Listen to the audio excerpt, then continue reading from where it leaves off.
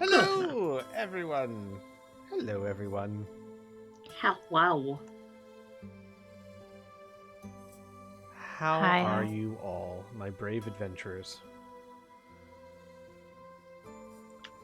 Doing great. Good. I figured we'd start this session off on a more mellow tone. Hope everyone had a good week. All right. We're just going to sit back and listen to some smooth jazz as we go into the midnight hour. Oh, man, does someone want to give a recap? I can, but I have inspiration on both Amelia and Danica, so...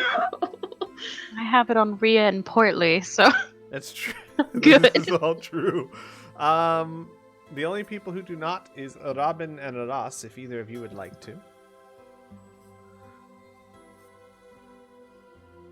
I can't today, sorry. No, that's perfectly fine. I have a doctor's note. I will I give the refuse recap. from too much DMing. I understand. I will give the recap then. And you can all sit in awe as I give myself inspiration.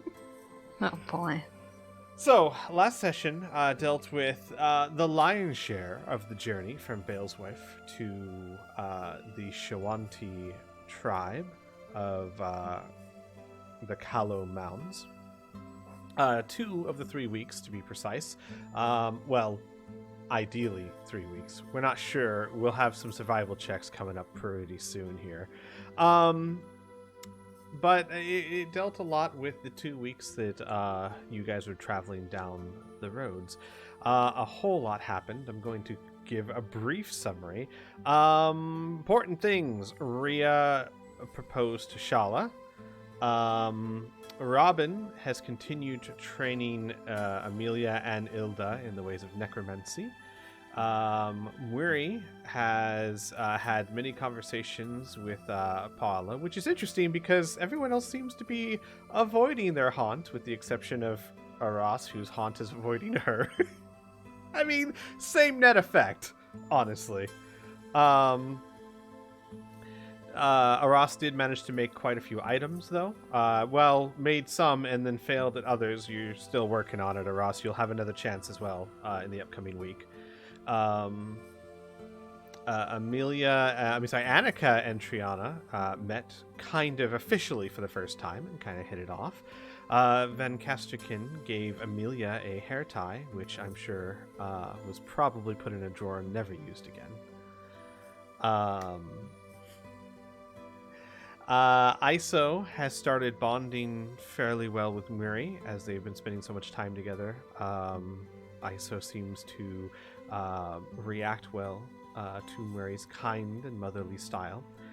Rhea as well. I don't know if I mentioned this, Rhea. I might have forgotten in your turn, but as you and Muri are probably spending more time with her than anyone, she is starting to open up to you, especially since Shala is so happy around you.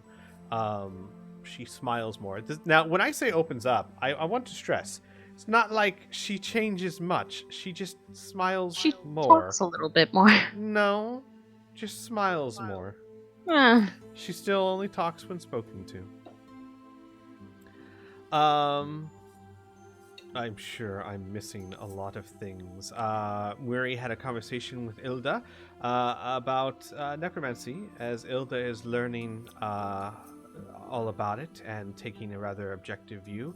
And Wiri had a conversation with her on that, and they have agreed to help each other avoid the pitfalls that some consider necromancy can take, i.e. murdering people. You know what? Unconsensual undeadness, I believe, would be the term you would use. I'm sure I'm forgetting a few things, but that covers the majority of the large plot points, yes? Am I missing anything here? No, that sounds about right. Right.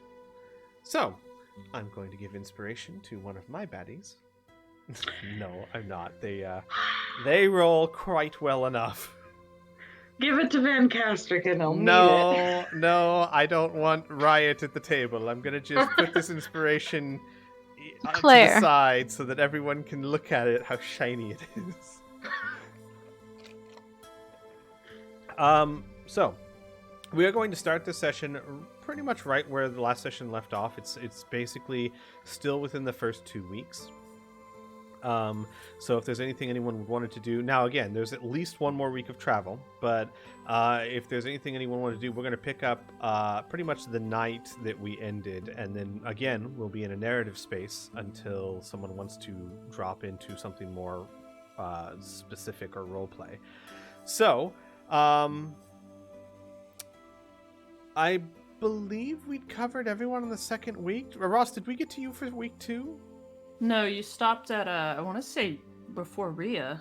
Yeah, thought we so. finished Rhea Miri. had a Yeah, we thing. finished Murray, so there's Rhea and Ross still in the second week. So, however, that said, before we get to you guys, Murray, did you have something else you wanted to do on your turn? Yeah, how long is, because Robin got up and he was like, I'm gonna take a walk. How long is he gone? That would be a Robin question. Wait. Forever. Hey, I'm muted. That's a thing. Oh, geez. He probably just wants to get out of the room for a while, so maybe about 20 minutes, half an hour, wandering halls, poking in places. Then he'll come back and quietly return to his book and get some progress on that. Gotcha. So when you come back in and you sit down, it's probably a little difficult to tell whether or not Mary is awake or asleep because she just sits up when she sleeps. So as soon as you sit back down at the table and you open up your book, one black eye opens. Just a crack, and she just watches you for a moment. I have upset you. No, you haven't upset me. I just have a lot to think about. Focuses on book. Hold on.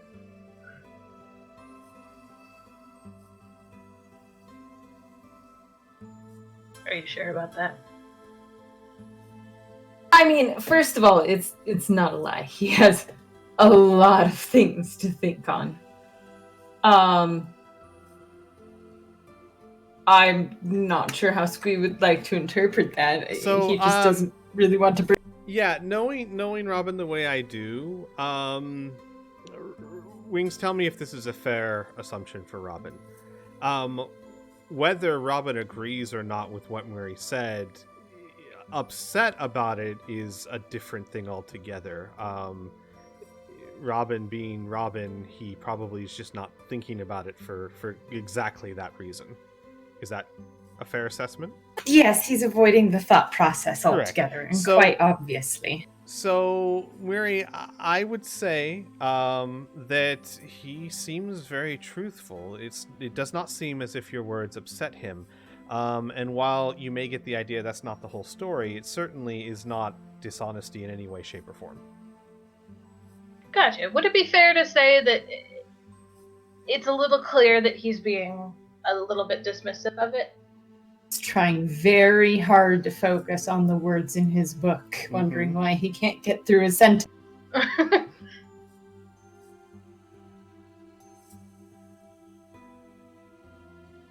Gotcha. So she, again, falls into silence for a little bit.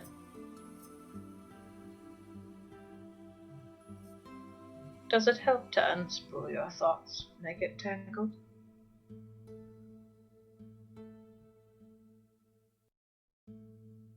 It helps not to deal with my thoughts when they get tangled and just wait for the answers to happen. He waves a dismissive hand and turns a page in his book. I don't like to waste my time on meaningless things that I don't understand.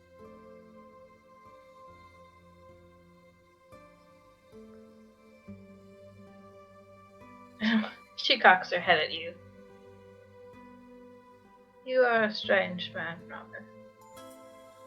truly you have never sought an answer.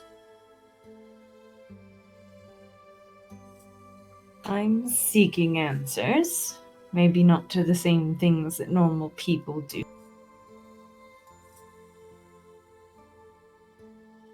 Tries real hard to read that next sentence.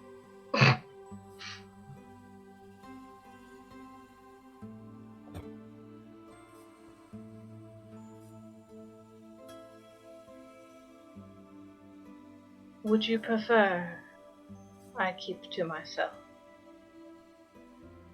You don't have to keep to yourself, Miri, but I don't really feel comfortable talking to you about any complications that I necessarily have in my life. And he'll lower the book and look up at her and meet her eyes. Everything is fine, and you don't need to worry yourself about it. I'd rather, however, not talk about things that upset me, stress me out, or make me question. I'd rather get through this next chapter in my book.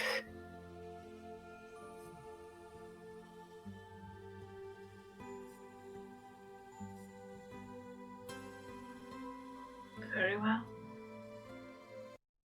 Whatever. Oops. Wow. Oh, we Wally's lost just, Wally. Yeah, Wally's just like, all right, I'm out. Keep going. I'll take care of it. Gotcha. Well, whatever it is you decide to do, be it look for answers or not look for them, or simply read. Oops, wrong place. Sorry. Keep going.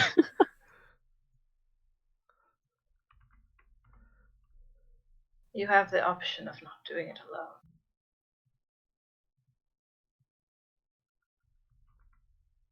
He nods and says, I'm very particular with the individuals that I share such things with, and until I actually find those individuals, which have been about as many times as I can count in my life, I will prefer to do it alone. Don't take it offensive, and nothing you've said has bothered me. I just have an awful lot to think on, and I'd like to avoid it for a night worth of reading.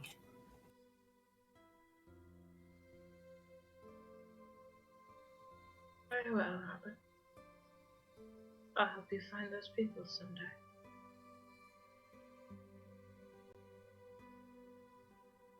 He opens his mouth because he feels bad, and then closes his mouth knowing he can't really say anything to make this more comfortable situation.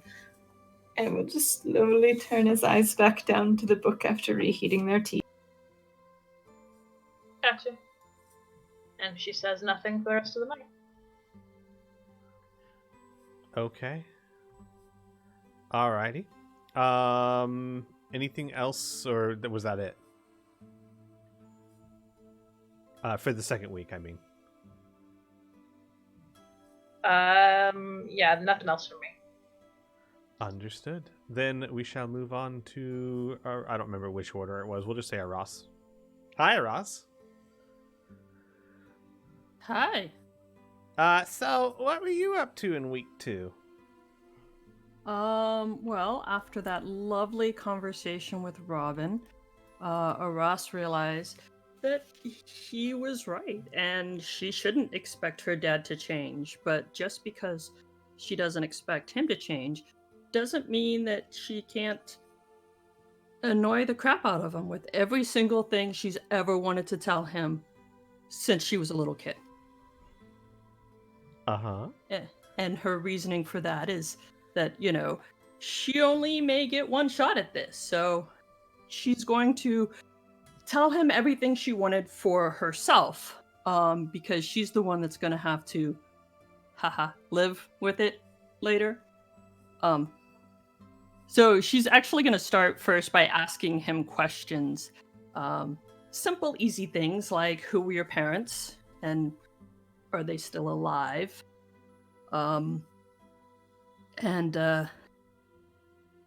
Would he respond or answer? Yeah, he would. Lord and Lady Osler were my parents. No, they are not alive, and they are part of our prestigious, noble family that has been so for over 150 years. And, I heard you recently started working for the Church of Abadar? Yes, it was a means to gain more power for our failing house. Obviously, he spreads his arms. Did not go as planned, or more specifically, I did not have the time I needed to accomplish my goals.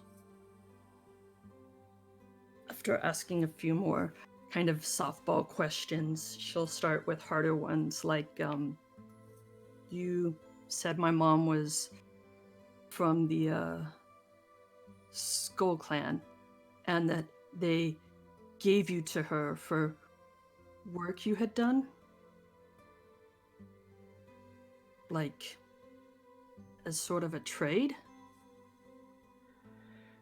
He rolls his eyes and he says, in my youth, trying to build the name of the Osler family, I did several, shall we call them, outreach programs. I had it in my mind that if I could tame the savage, I would bring great honor to the family. So I and a contingent of guards went into the Cinderlands to attempt to enlighten the Shawanti. It was a fool's endeavor, as they are too stupid or too prideful to understand civilization. But in my wanderings, I came across a family that had been traveling, and my guards saved them from an attack by some sort of creature.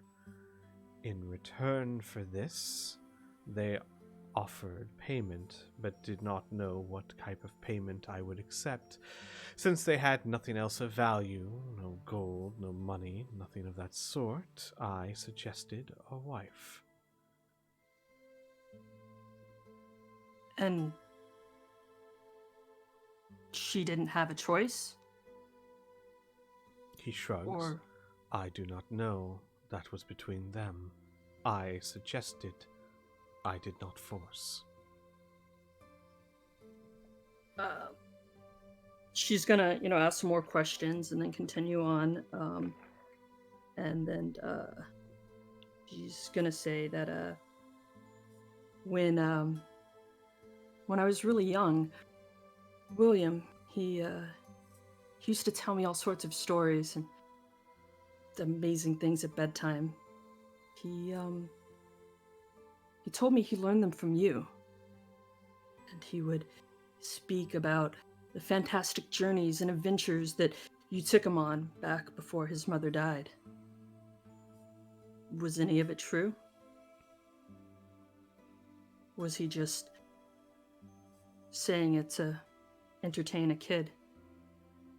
It is... He kind of hesitates. I do not know what stories your brother told you, but it is possible that they were true. As I said, I would commonly travel out of Corvosa in my younger days, and I would sometimes take your brother with me. I am sure that he embellished.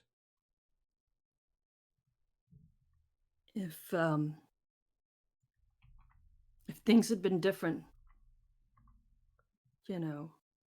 my mom hadn't made the deal, would you have taken me too?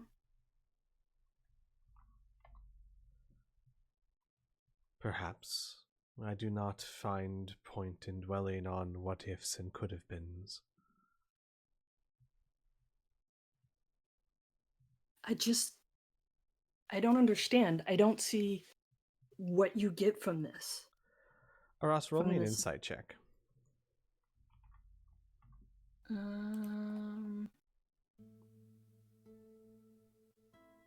17. Give me a second. Okay. You get the impression that your father is trying to answer shortly and to the point, and it's the type of answers that may or may not be lies, but certainly are trying to avoid the topic or give you an answer to satisfy you. It's very clear he's not. One of two things are clear, as again, insight is not exactly mind reading. Either he is simply not wanting to have this conversation and saying what he thinks will placate you, or he is not speaking the whole of what he knows or the truth even. Okay. She will file that away, and then she will start to tell him about everything that she has done with the group since she's joined, in as much detail as she can, just to make it really annoying for him. You know, like that kid that it's more detail and less plot. And she kind of wants him to get to know who she is and her reasoning and motivation for different things.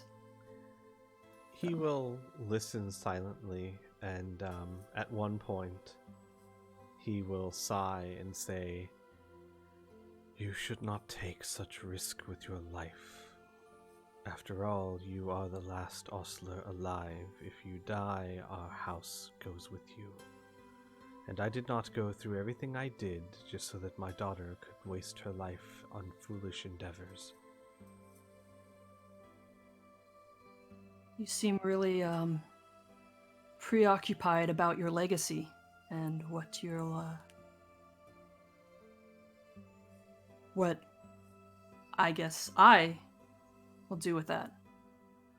That is because I am part of a family that for generation upon generation has had a duty and an honor to serve the house. I am no different, and I make no apology for that.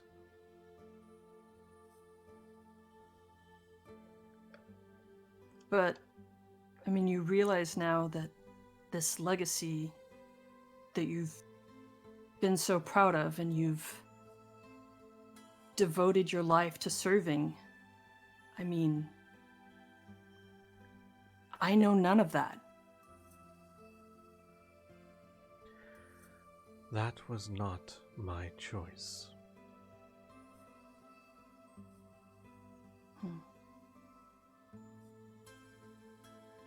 And he will attempt to move towards you, but he can't. He doesn't have the same control others do.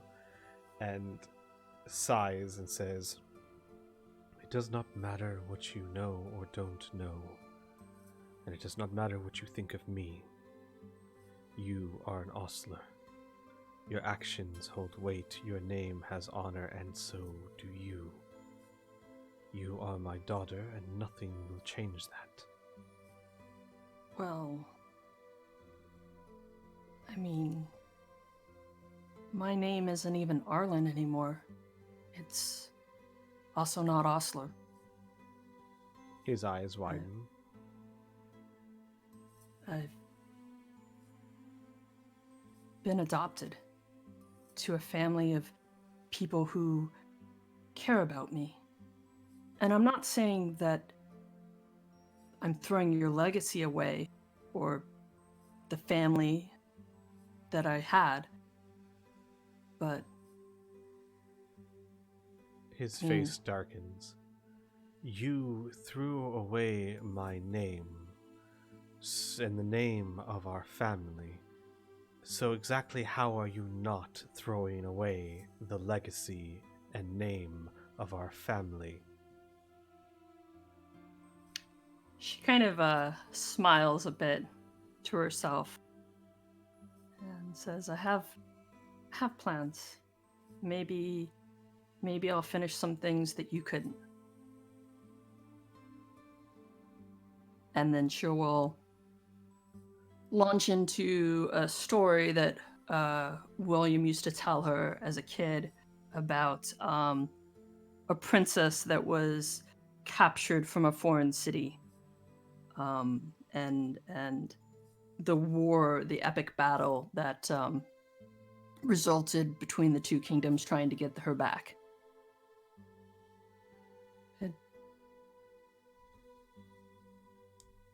So, just clearly changing the subject and continuing on something else. Gotcha. And it'll... Mm-hmm. Sorry. No, go ahead. Go ahead.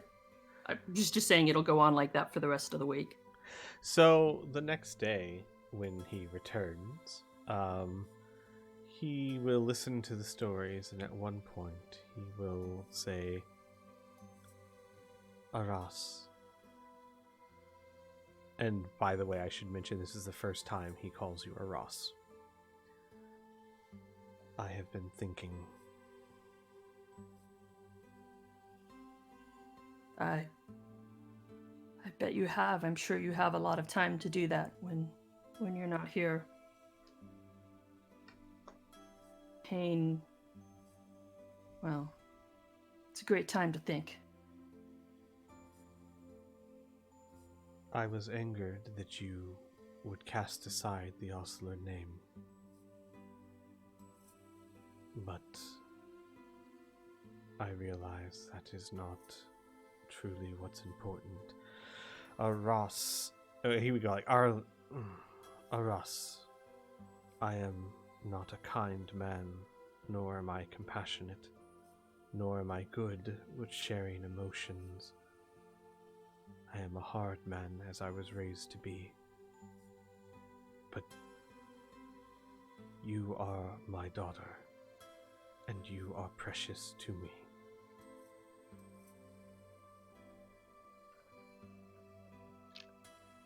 She just kind of takes a deep sigh and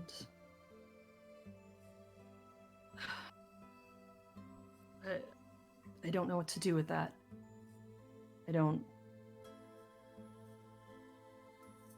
Part of me wants to say too little too late, but at the same time we have a second chance, so... Then see to it you live long enough to make sense of it. And after all, whether you take my name or not, you are of my blood. You will do great things, I am sure of it. Maybe not things that I wanted, but great nonetheless. Well, that's the plan. We'll see how well it goes second time around.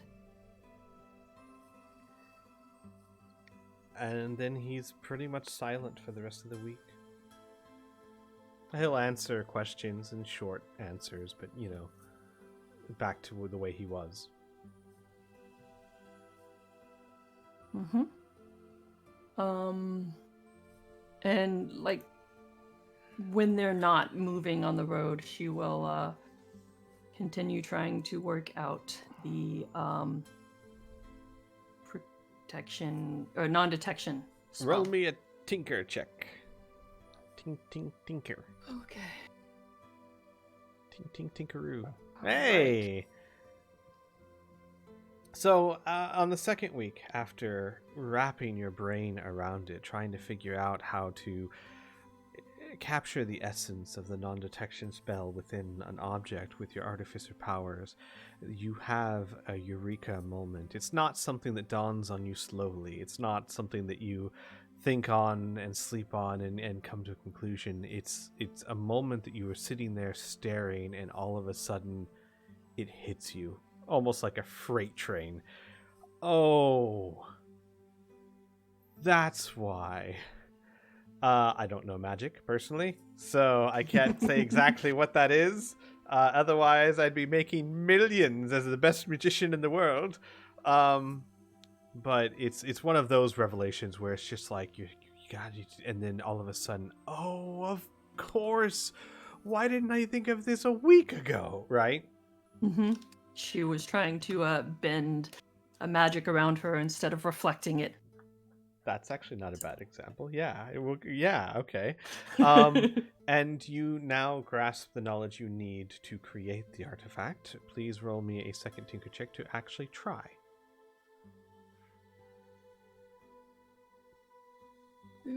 Okay. All right. You work on it the rest of the week. However, it is not completed.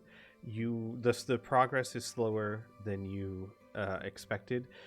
it's not that you don't understand how to do it, because you do now, but you also realize that this is a tricky one because, again, you're not trying to make their magic wrap around, you're trying to reflect. Or, sorry, other way around. No, that was right. Yeah, so you're going You're not to trying to bend the magic. Yeah, you're Yeah. trying to reflect it so it makes it invisible. You are going to need more time, but you are sure that you can do it. You're just being very careful because it has to be done right. Okay. All right. Mm-hmm. All right. Anything else in your second week?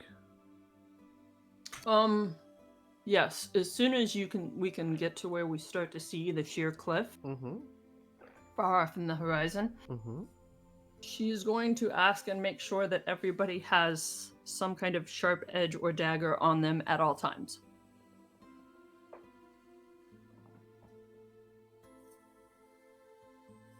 And I know that Amelia's mom doesn't. I think everybody else does, right? Yeah, everyone else has like at least a dagger or something. Even Triana has a dagger at least. Actually, Rhea doesn't. Rhea right? doesn't have a dagger, but she has her rapier. Yeah, so a sharp-edged weapon. That's too big. It needs to be something small. What if you get tangled up in the reins or something? You can't like cut that with your rapier if you can't pull it out. That sounds like a challenge, Rhea. Yeah. Claire, tie me up real quick. Hold on. Oh god, yeah, Not Claire even- wouldn't carry daggers. No, that's not true. Claire's an adventurer. She'd have like a hatchet in her traveling pack. Or like a hunting knife type Yeah, thing. exactly. She would have something. Ross will like make sure that everybody has one like on them and like visible. Like if she can't see it, she'll ask them. Ilda would shake her head and go, "No, I didn't think about it, but if we're going to dangerous lands, it might... I've never used a dagger, but I suppose it would be good to have one." And how's your aim? Aim with what? I can throw a bow pretty well. Ask Amelia, Yeah, she'll attest Amelia. to it. Yeah, Amelia just like nods slowly, just like any utensil in the kitchen, and she's proficient, man. I mean, if something happens, I don't want you to get too close, but maybe I can teach you how to use a crossbow. I'm afraid that most of my time is spent with other endeavors. I don't plan to really leave the carts, and I can use a dagger, I suppose. I've boned enough chickens in my day.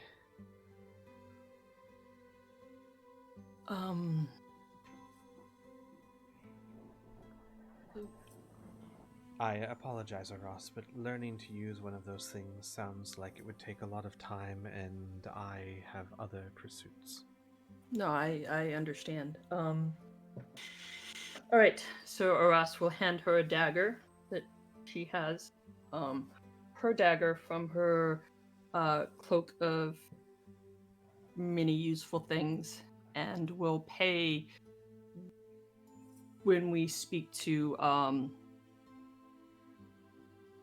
Baboom for daggers for Rhea and Claire, and also get another dagger for herself. And probably Mary. I'm looking at her sheet. She doesn't actually have anything sharp but her claws. So just make that 3 because Claire would have a hunting knife. Mhm. Okay.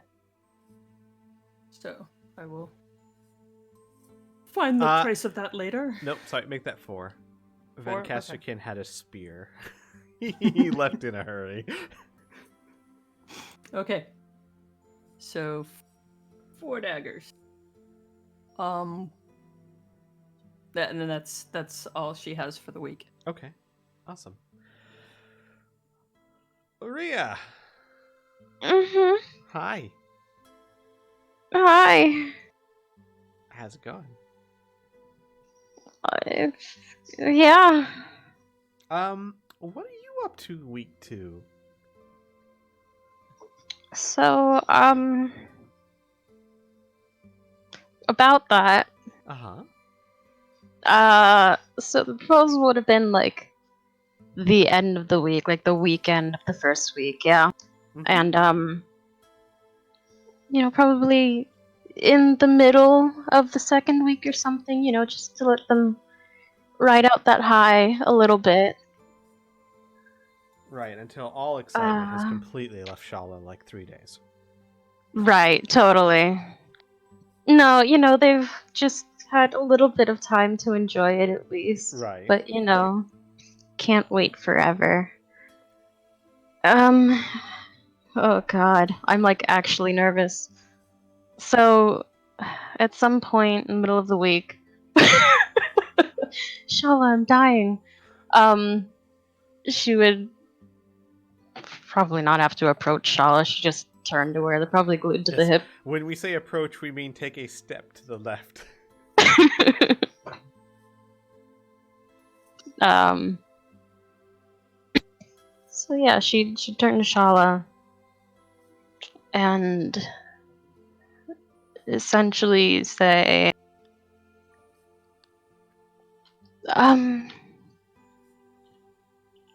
I've been thinking about something. Oh?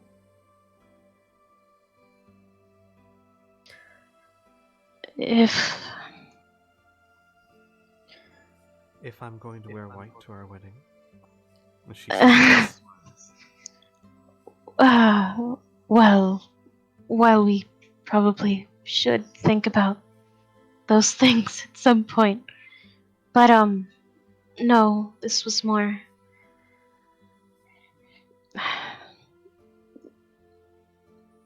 We're doing this, and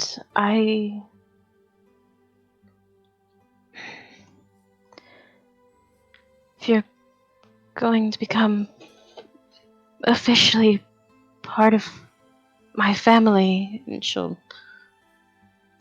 look over to see if Claire's somewhere. Sure. Would this be while you guys are riding, while you stopped for the lunch, or while you stopped for the evening?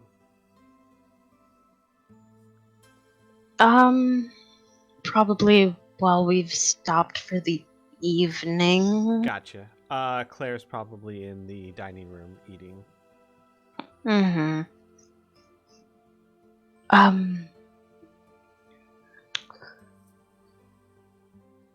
Before this really happens, I don't want there to be any secrets.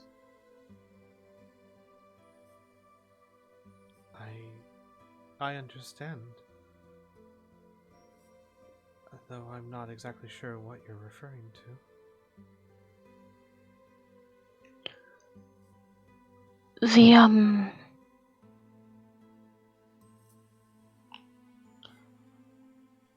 As of right now, I'm the only one that knows about what happened,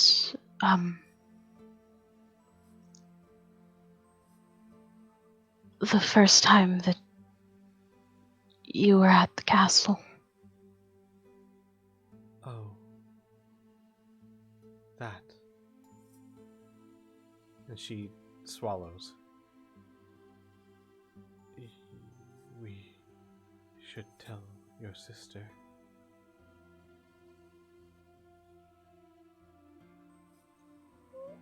I think so. I see. And she smooths out her dress. Yes, no, of course, right. She deserves to know. Obviously. It's not like I haven't thought about it.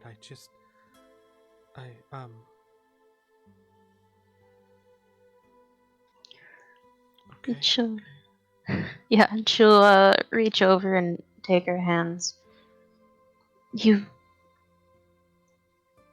Would you want to be there when she finds out, or I can tell her, or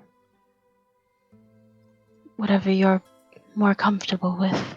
She looks down at the ground for a long time and then takes a shuddering breath and, No. I should tell her.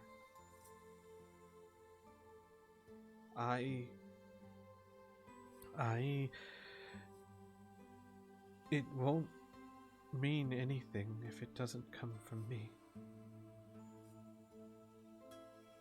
And how can I marry her sister if I don't have the courage to even be honest with her, right? She'll just squeeze her hands and give her a small smile. But you do realize that if she is angry, if she chooses to hurt me,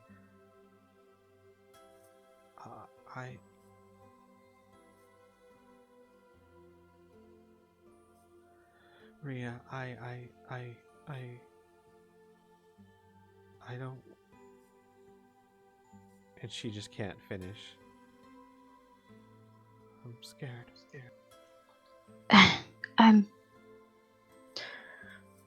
Claire can be a lot sometimes. Most of the time, yes, but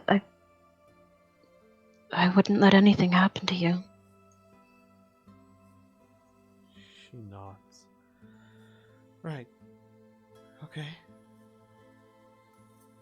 And then, like, almost as if she's in a daze, she starts walking towards Claire and grasps your hand behind her and holds it very tightly as she walks towards Claire. Mm-hmm.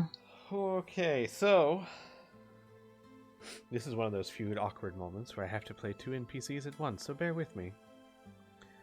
Shala will lead you up to Claire, who is eating. Claire, we should talk somewhere privately. Claire would look up at both of you, raise an eyebrow, look at Ria. Ria would just nod, looking... She'd have a small smile, but mostly would look very serious. She looks like she's about to give some sort of quip, but sees Ria's serious face and just nods and wipes her hands on a towel and motions for you both to lead the way. I suppose you could go to one of your rooms. Mm-hmm. And once inside, Shala would take a deep, shuddering breath and go, I don't want there to be any secrets between us.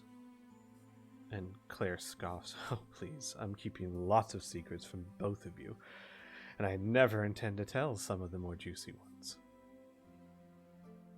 And Shala, is taken aback a little bit, and she goes,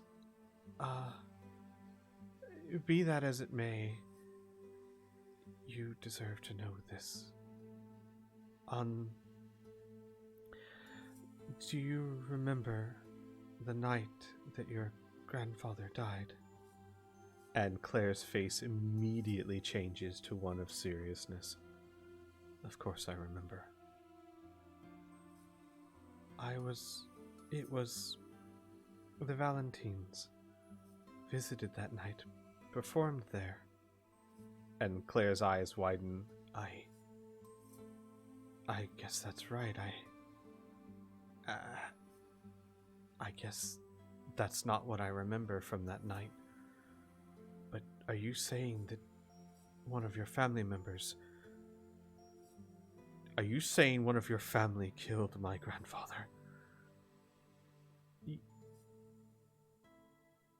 Claire, I was very young, and I was given an order. I was considered not a threat. Claire's face darkens. I'm so sorry, Claire. I didn't know. I didn't know any better. Mhm. Ria would make sure that she has placed herself at least decently between the two, not like blocking them from each other, but if Claire does blow up, Right. she can. Yeah. Claire's face darkens almost to a deep crimson. Her fists are clutched at her side, literally shaking. Her eyes are wide as can be and locked on Shala. She looks to you. You knew? Only recently. Claire, please. She stares at you for a long time.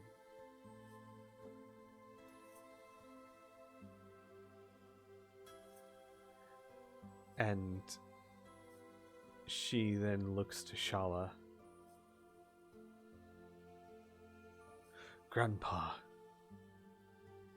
was the best man I ever knew. I would see him stand against a horde of goblins, way past his prime, taking wound after wound to protect those that he cared about. I remember him taking me fishing when he was sick. I remember him making food when Mother couldn't. I remember him being a caretaker and a good man, and you ended it. All of it. Our order is about love. And my sister loves you deeply. And she's a much better paladin than I ever was. And she turns around and walks away. Shala sinks to the ground and wraps her arms around her legs and sobs.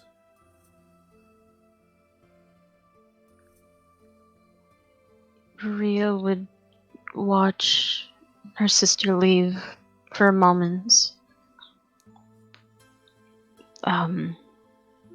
Just very not surprised, but still disappointed with how everything went, and would sink down next to Shala and try to wrap her arms around her if she doesn't push her off. She doesn't. She seems completely lost in her grief. I would like Robin, Worry, Amelia, and Ross to all roll me a d20.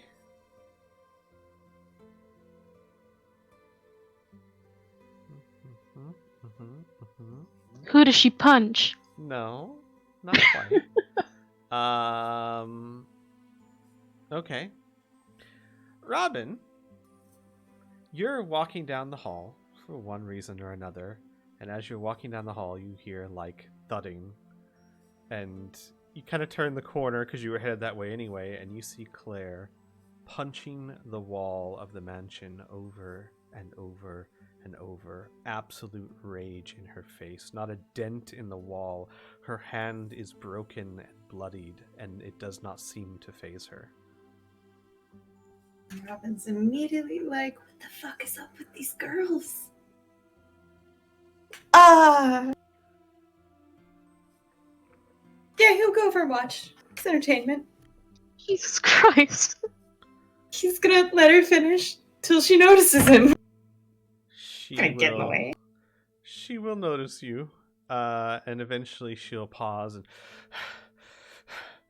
enjoying the show. He nods. I didn't mean to bother you. You can go on. Motions back to the wall. Is it denting the wall? It's not even denting the wall. It's an not illusion even wall. touching. It's Exactly. just okay. Just has her blood kind of running down it.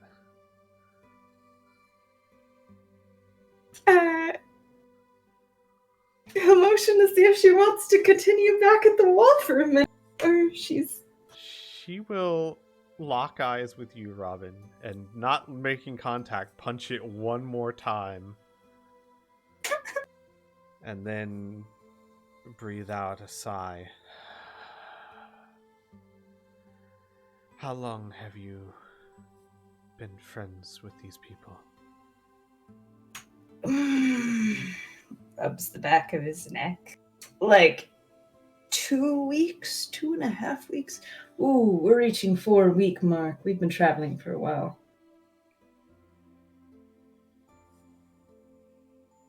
Tell me something, Robin.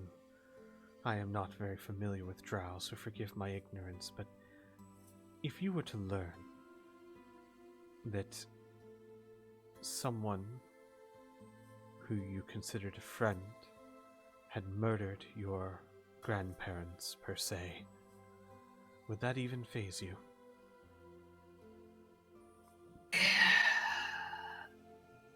My grandparents, I would never be capable of meeting, probably. I guess it depends on a number of factors. Did they get away with it? Are they good at it? And can I eventually get over it? You must love Shala, then. I find Shala intelligent on the ways of my kind. Is this a Shala thing? Are you mad about the marriage, or... I'm not mad about the marriage, Robin. She murdered a man I loved dearly, and the damnedest thing about it is all the rage and anger and hatred I feel right now. I can't even expel it because it wasn't her fault, and I know it wasn't her fault, but it doesn't stop me from wanting to just break her face. Well, the wall's not working, and it seems you need something more breakable. Holds its arms open.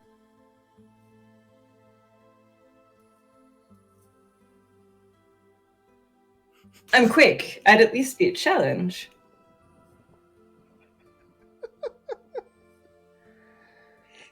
She looks at you.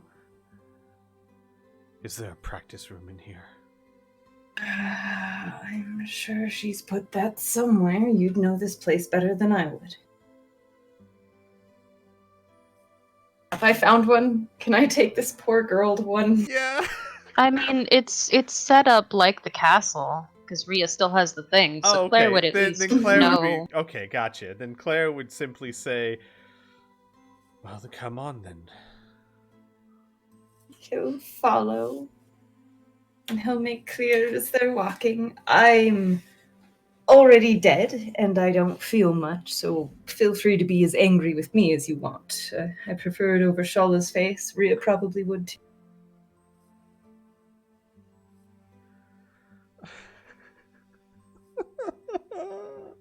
Oh, Claire. Claire's gonna take you to the practice room. She's going to stretch, and by the time you get to the practice room, her hand is healed. Oh, good. And she'll turn around. Do you need to stretch or anything? Oh no, this body comes pre-prepared. I'm ready. Let's do this. Then hit me. You?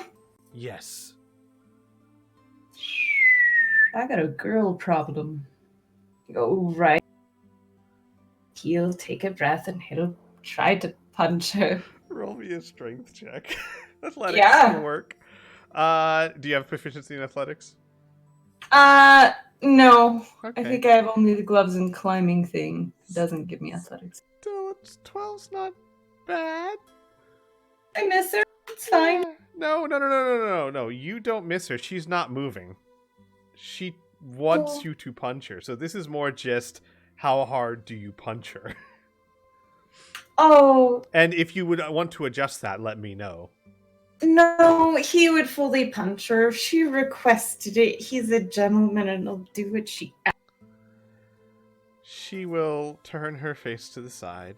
A little bit of blood will seep from the corner of her mouth, and she will just grin. And then it's on. I mean, are we doing What this? have you Are we doing a started? fist fight? That's if you want to, sure. Sure, Yeah. why not? Let me pull up Claire. Oh no. This is gonna be the worst fist fight for poor Robin ever. No. His little 0 strength is gonna be great. So she doesn't have proficiency in unarmed combat, so I'm just going to make these strength checks for her to see if they hit. Also, I'm gonna uncanny dodge everything. I understand. So, first one. Oops, it should only be one. 18. 18 hits. Okay, so that's going to be 5 points of damage, reduced to 2. Honestly, here's the thing. Just roll like 10 and see who gets more. Yeah, like I'm thinking we should maybe reduce this somehow, because hand-to-hand combat with level 10s and higher characters take forever unless you're a barbarian or a monk. Why don't we do a couple of contested checks, perhaps? Okay. We'll do your dexterity versus her strength, because in hand-to-hand combat, I imagine quick, fast jabs can be just as effective as wild, strong punches. Yeah. Seem fair? Yeah, so dexterity check versus your strength check. Uh-huh. Ready? Ready.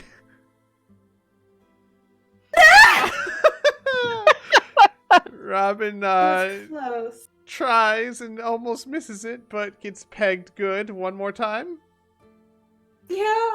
He's enjoying it, by the way. Robin's super into being hit by girls.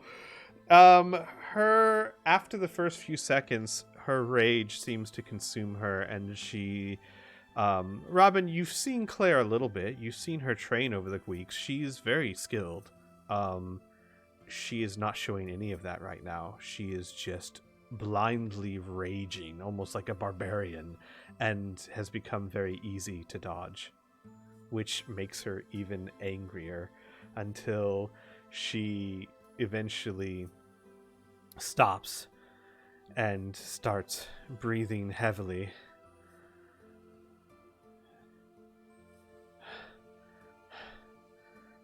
Go seek her some sort of towel. Wipe her blood and sweat. She'll take it. Thank you, Robin. Nod instead, nice and straight. Proud he doesn't feel much right now.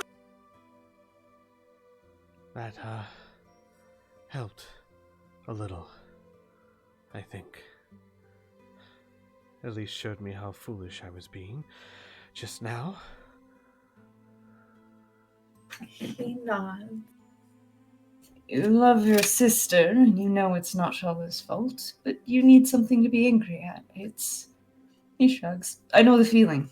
Being mad and not being able to get it out. Right. If you ever need to vent, you can beat the shit out of me. She, takes the towel away from her face and looks at you up and down, and then she goes, I need to vent sometimes, but it's not always a fight I'm looking for. Can I insight that? Sure. It's not very insightful. If he doesn't get it, he might just ask. She is not hiding anything. She straight looked you up and down and then said it. He'll think about it for a second, ponder his life options, and then shrug and say, I am available for your venting. Call me anytime. And we'll just stand there happy as can be, enjoying that he got beat up by a girl. She looks at you for another minute. Undead, you said?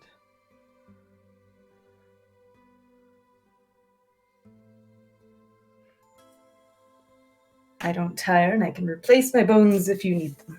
Plumbing works. Yes. She grabs you by the collar and starts dragging you literally off towards a room.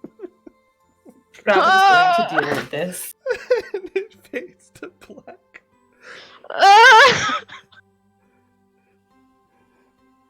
Robin's helping her vent, guys. Shala needs to thank him later.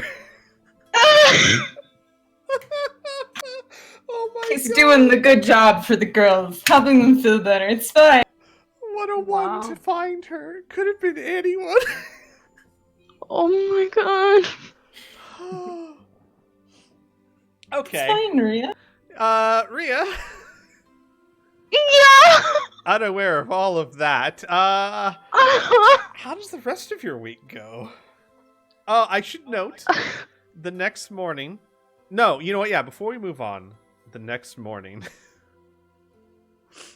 Robin, you definitely need a long rest.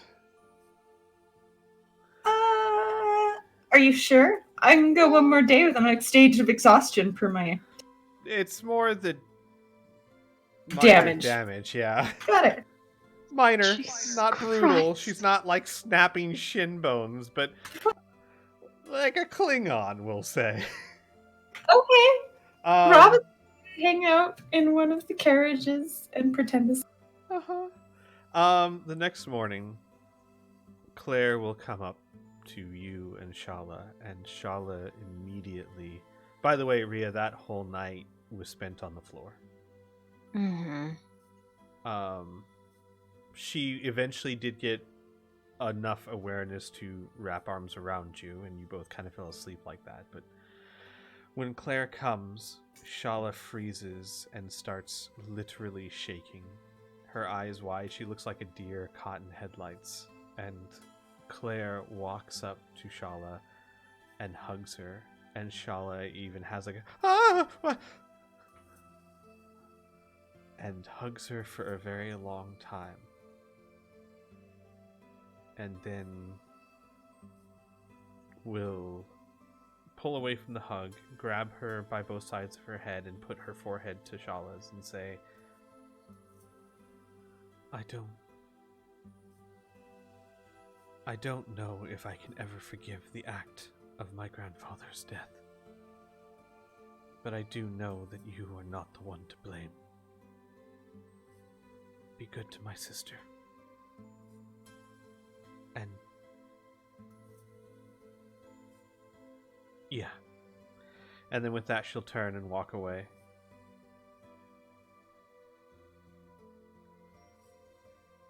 And for the second time, Shala sinks to her knees again. This time, far more in relief than grief. Mm-hmm. Rhea probably lets out a little breath that she was holding. Not quite sure what was going to happen. I expected that realization to take a lot longer for her to come to, but... Mm-hmm.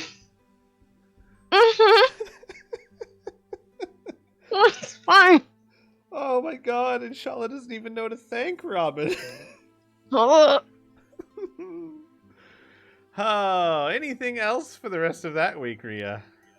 I had something, but Mm-hmm.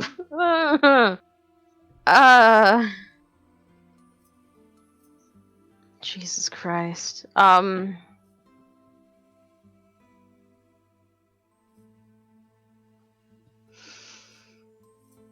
Oh fuck, I've completely been derailed.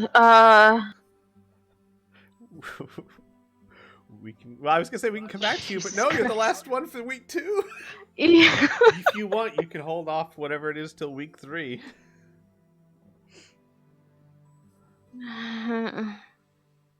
Sure. All right, that's fair. That's very fair. Week 3. You guys approach the cliffs. You find a trail that starts to go up the cliffs and make your way into the Cinderlands themselves, and is the difference between night and day.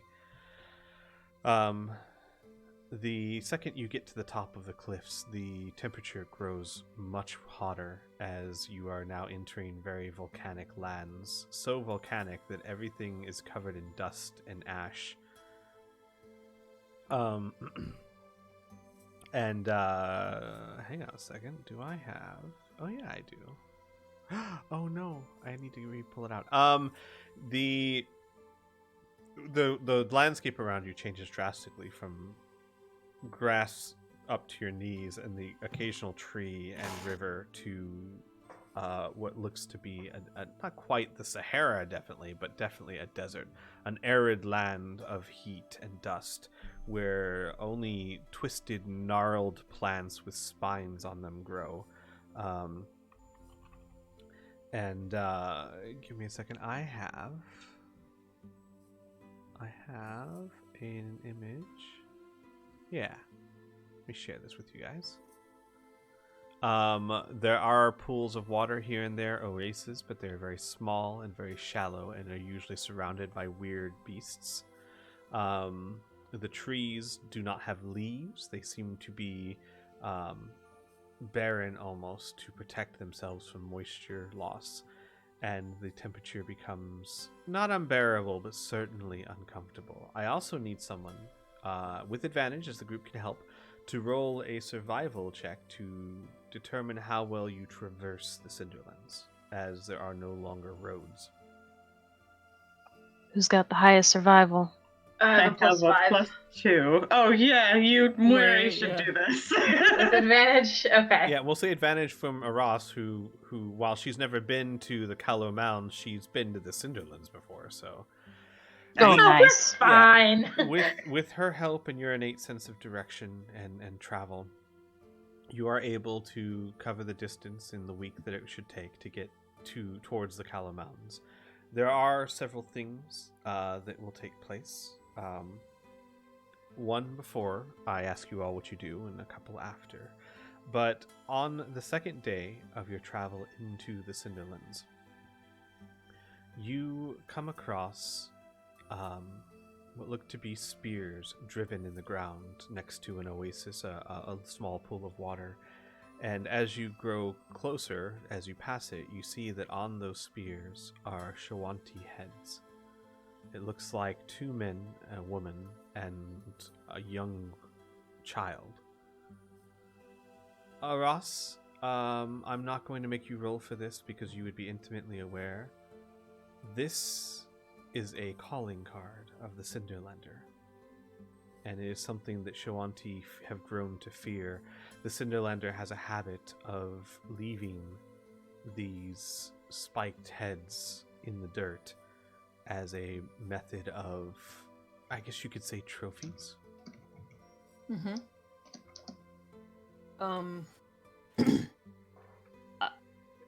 As spending time with the Shawanti, what would be their preferred burial method? Their preferred Cremation. burial method is always to be brought to the Callow Mounds to be buried with their ancestors. Mm-hmm. Of course. More will. prominent. Sometimes it's not possible, right? I mean, you can't always make the journey to the Callow Mounds, and there are other methods for burial. Famous or powerful people, tribe leaders, shamans, great warriors, they are always taken to the Callow Mounds. But if you're headed there anyway, you know that was where they would most want to be. Yeah. Failing that, I will say, the Shawanti tend to prefer burial over cremation. So Ross is going to walk up to them and take each head and carefully wrap it in whatever type of cloth or fabric that she has, which ends up being cloaks. I'll lend you one of my cloaks. I've got way too many for this heat. Like wearing 3 cloaks and a magic one on top. One of them's waxed. I'm pretty sure this is gonna be bad. Wait, I have blankets, so I'm not using cloaks yet. So she I'm will sorry, wrap Robin. I haven't them. started the cloaks yet. I'll just hang on to these. Sweating over here. Oh wait, I don't sweat. She will then put them in a backpack together and then put that backpack into the bag of holding Understood. and say a prayer for Okay. them. And then burn the spears. Okay. Nice. You all do that, and then you continue to move on. And then we are going to do one more round. Portly and Kitty don't get a say, so we're skipping them, and I'm just going to go right down the icon list again. Robin! Can I go last this time? Is that okay? Absolutely, that's okay. Thank you. Mary! What do you do on the third week? Other than help travel, like help direct. Yeah, she doesn't have a ton of things that she's doing. That's fine. I mean, I assume most of the stuff was in the first 2 weeks, so you don't... Yeah, it doesn't have to be anything in particular. She talks a lot to Paula, and during one of those talks, she'll probably lapse into silence for a while. Paula would look at you. Are you alright, Mary?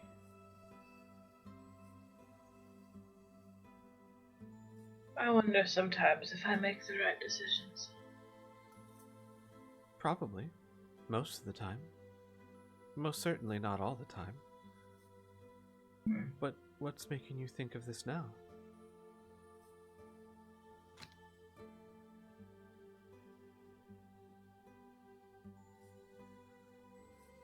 I think that at the end of all of this, it would be cruel of me to bring my children back to Corvosa. Ah.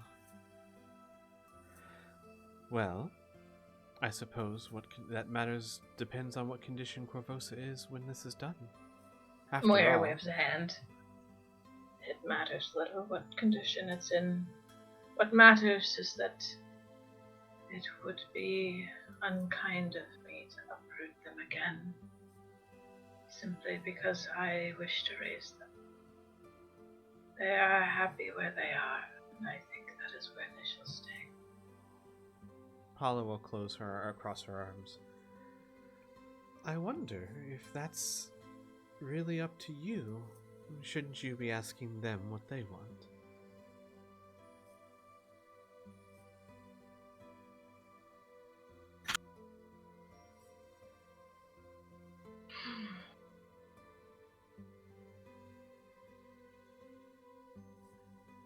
I have found in my lifetime, my long lifetime, admittedly past, that being a parent is hard. And sometimes we don't give our children enough credit. Oh, certainly, we can't expect them to be adults, and we can't expect them to know everything, but to know who they want to live with? Who they want to spend their days waking up seeing? I think you can always trust a child to give you a good answer on that. Well, maybe not always, but in this particular case, ask them. See what they want before you make such permanent decisions.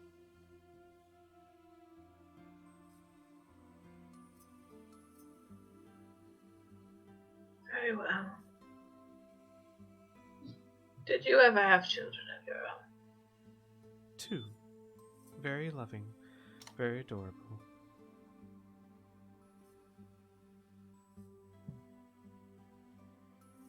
I wonder if I should meet them someday. They passed due to the plague that started me on my journey. I see. But, she shrugs, consider the worst. Say that they are happy where they are. There's always more children that could use a home. And I have a feeling that that's a hole you would never be able to fill. Mary snorts. My dear, I would never try. So then, nothing to be sad about. Either the kids want to return with you, or they're happy where they are, and you find more kids that need help. Either way, seems win-win as far as I'm concerned. Yes. I suppose that my primary concern should be surviving to the end of this adventure. She shakes her head. No, I mean, I dearly hope so, and I'll do everything I can, and you should be very concerned with surviving, but your greatest concern should be... Well, we are clerics of Sarenrae. Our greatest concern is that our companions survive.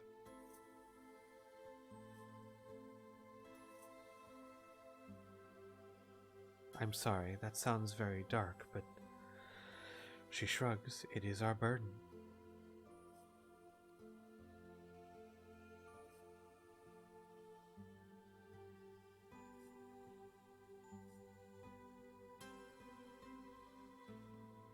Yes, I suppose that's true.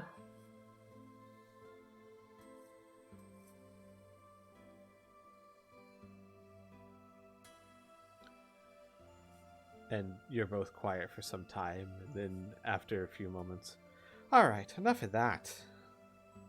Want to see a cool spell? Of course, spoiler. And she'll continue training you in your heightened levels of magic. Which, by the way, you're all level 11 now. Yay. Anything else, Murray? No, she's just very quiet. It's clear that she's thinking a lot. Makes sense. Alright. Rhea. We're back to you already.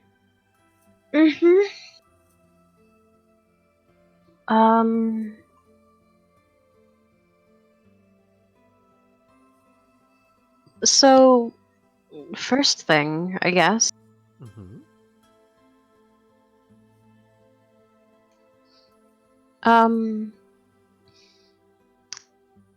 Since I've got stuff for the future, I should probably get this out of the way now. She would, at some point, probably earlier on in the week, would, turn to Shala again. Mm-hmm.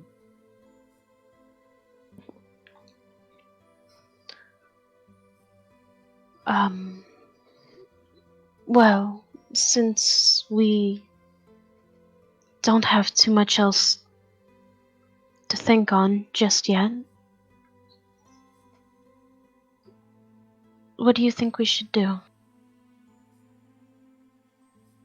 With the wedding, I mean. Well, I've been thinking really hard, and I've decided that it's probably your only chance to see me in white, so I'll probably wear it.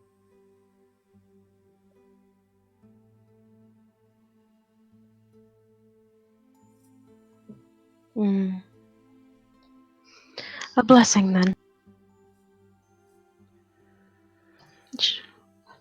I would call it a favor, but sure, we can go with a blessing.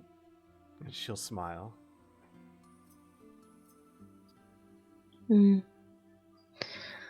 Or a gift.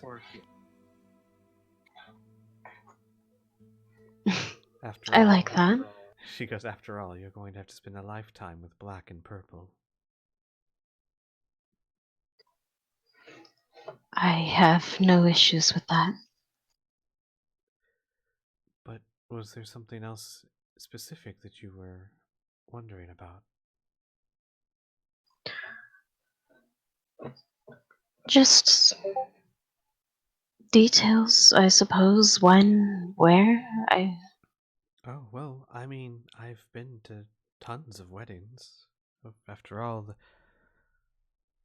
the Valentines were often invited to the greatest and most noble and extravagant weddings.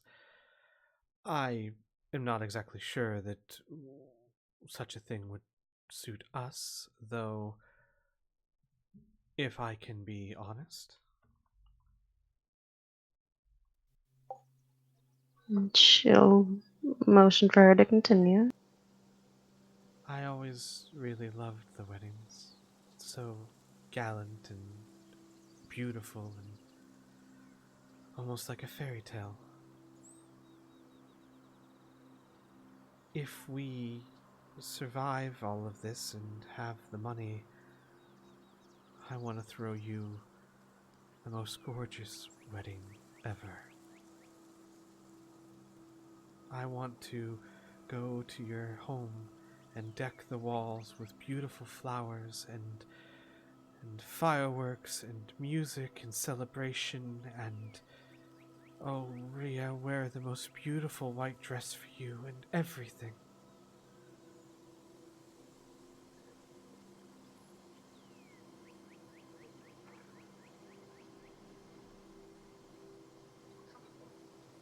Hmm. And she would just smile and nod her as she talked. Are you staying at the castle then? I can't think of a more lovely place.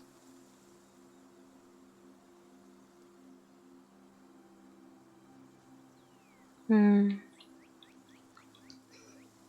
And after all of this, She hesitates. Well, I mean, these are just my dreams. They're not what we have to do. I think the most important thing, of course, is being married to you, but I was simply saying what I always wanted. And if we wanted something like that, it seems selfish to try and do it while there's still so much work that needs to be done.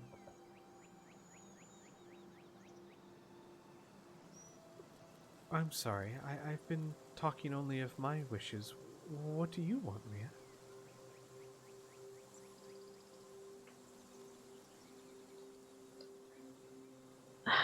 and she would smile and look off for a bit and then look back at her and sort of just tilt her head to the side. I want you to be happy. Well, that's not So, bad. if you want some extravagant wedding at the castle after all of this, then that's what we'll do. She wraps her hand that has the ring on it around yours that has the ring on it and holds it up, and she says, "We are already bound, Rhea. What was it Robin said? Soulmates?" Oh, Robin. The wedding, right. I need to talk to him. About what? I, And she kind of hesitates. I don't have anyone to walk me down the aisle.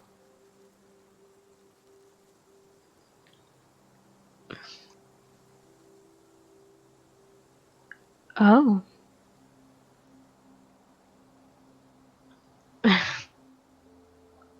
Well, I suppose you should check with him then. She nods. Right, I'll be sure to do so.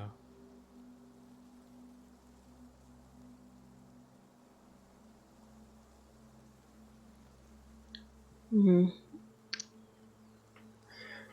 And she'd probably just keep going off about, I don't know, like details for this, flowers, places, and all of that good stuff. Just not meaning it too seriously since they've got the times until all of this is over, but just, Yeah, and Shala would too, and she'd talk about how like Iso could be the ring bearer, and of course everyone here would be invited, and um, that you would just go back and forth about the wedding details. Mm-hmm. And it's very clear that she loves the idea of a very elegant wedding.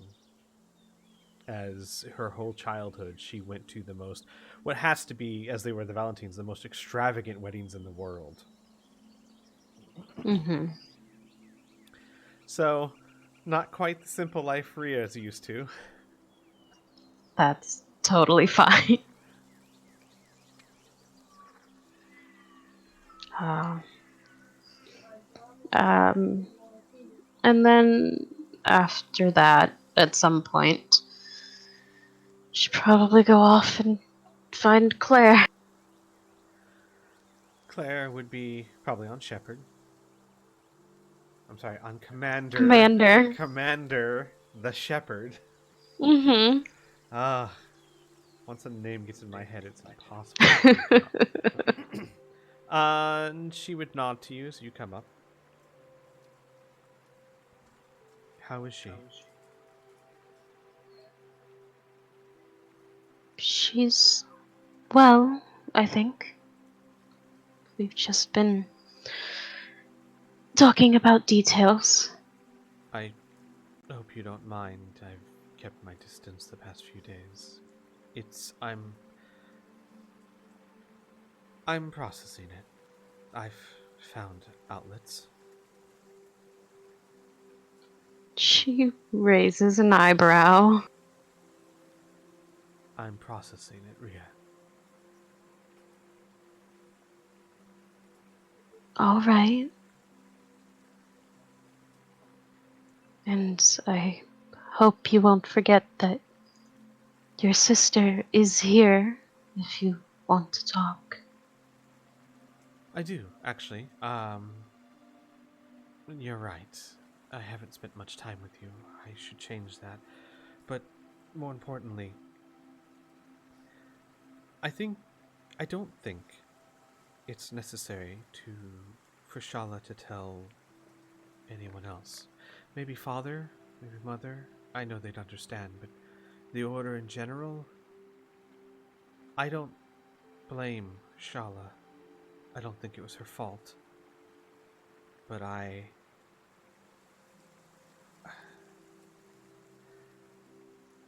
don't think it's wise to tell all the paladins of the Order.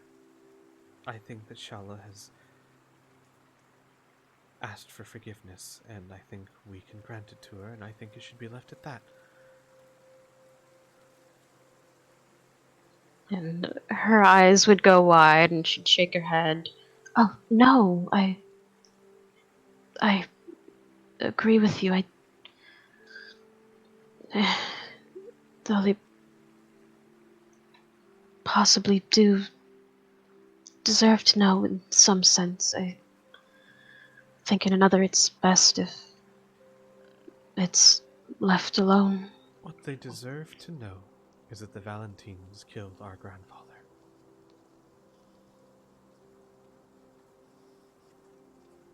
But I don't think Shala is a Valentine anymore, is she?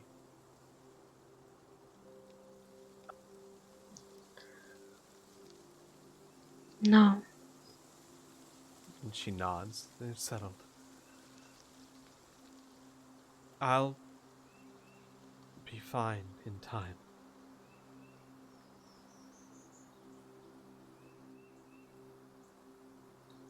She'd nod. And what do you think about mother and father and Sebastian? About what exactly? About them knowing? Sebastian would probably look at it immediately and realize that she was too young to really be responsible for her actions. Father would instantly forgive her, you know him. Mother would be the difficult one.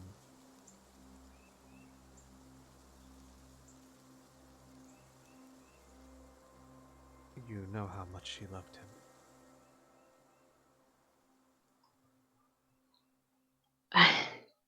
He was her father. Claire nods. But She is a paladin of Shellen, and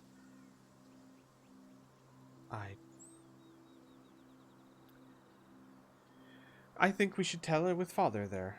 I think that's all we need to make sure of.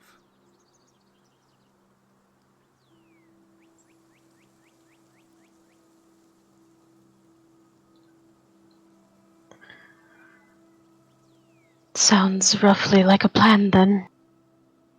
She grins. And roll me a perception check Oh god. as she mutters something under her breath. Jesus Christ. She mutters something under her breath. I'm gonna use my inspiration. Oh, okay. Yes! She mutters something under her breath. Apparently. Oh, man. Fuck. Either way, she'd be like, what? What? Nothing. I was just lamenting for Mom's sake that she won't have options. She'll be fine.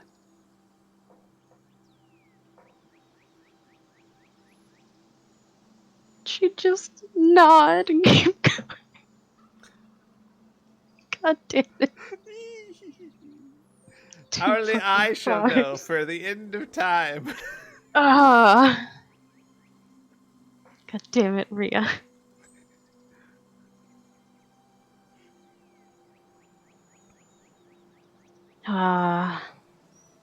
Alright. Anything else, Rhea? Yeah, one last thing. Sure, absolutely. So, I don't remember how out in the open the whole, hair tie exchange was.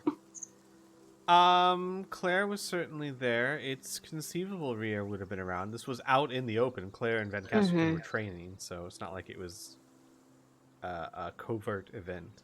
Right. And Amelia had been wearing it? Yes, maybe? Uh-huh.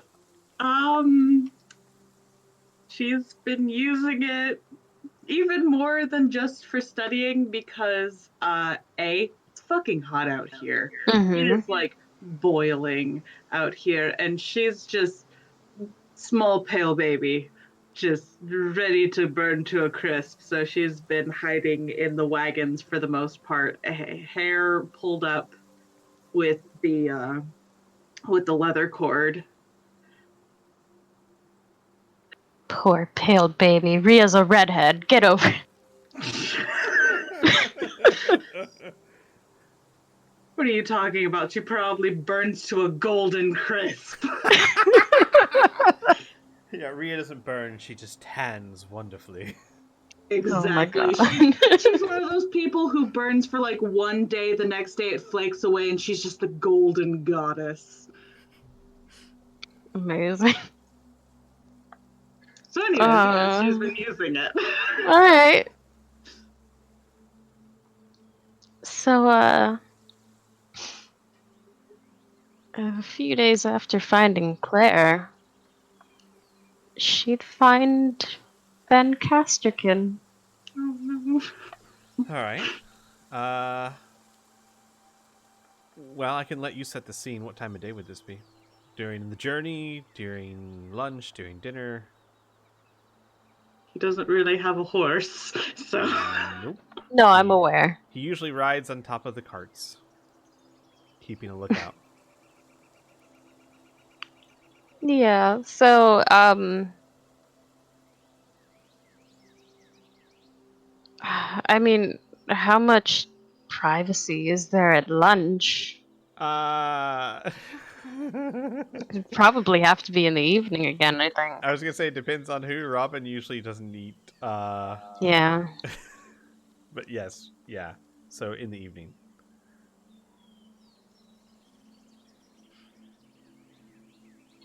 So,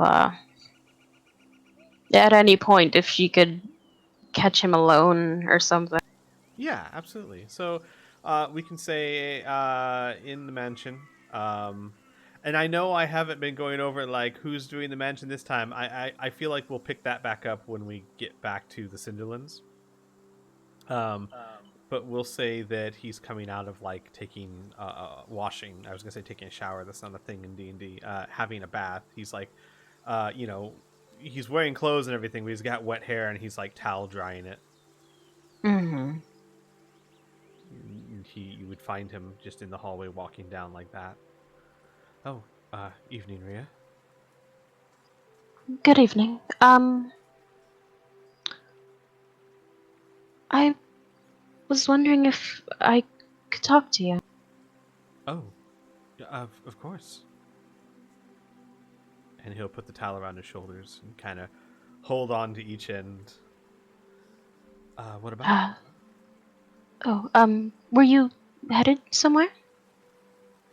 No, nowhere in particular. I was thinking of heading down to the study. Robin should be teaching Amelia and her mom. And... Well, that's... You know... No, nowhere in particular.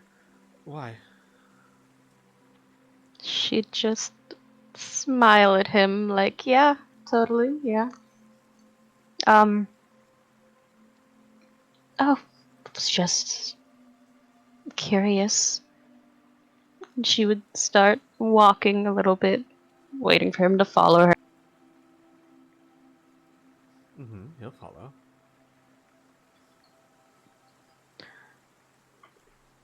So, Varric, right? Yes. Hmm.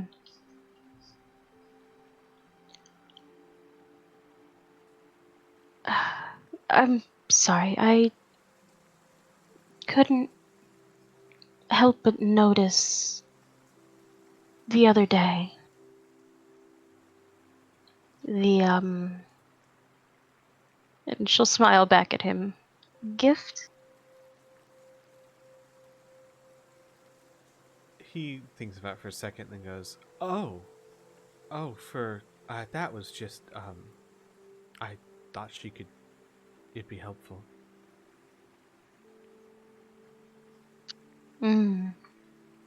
It's very pretty. Oh, well, I have lots of them. Roll me an insight check. Rhea, please. This is what you're good at. Please be good at it. 17. It's not bad. Hang on. Come on, Rhea. Hang on. What is this? This is.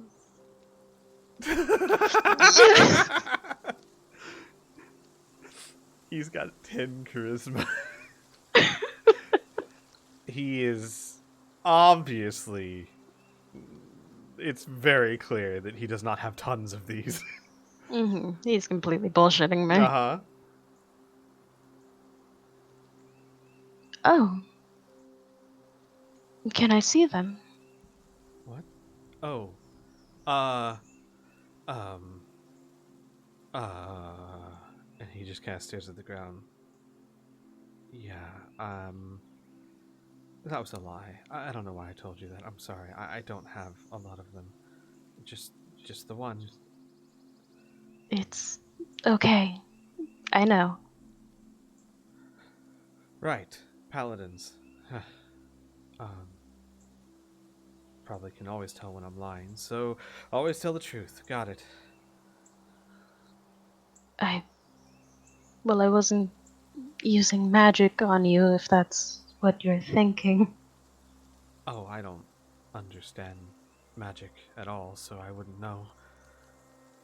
Just, good at, well, not magic. Sorry, I'm rambling. Oh, no, it's okay. So, Just the one, then. He nods. My parents owned a leather shop, and when I was young, I trained to take their place, so it wasn't much effort for me. Not true. Sorry, I'm just carrying over that insight check. He's being very humble. Yeah, I was just about to ask. Oh, how long did it take? Oh, no, and he looks at you. A long time. Why is this important?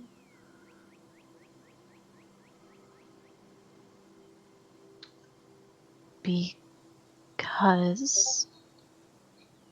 And she will stop walking and sort of halfway turn to face him and just give him this knowing smile, being super gentle about it. You like her. What?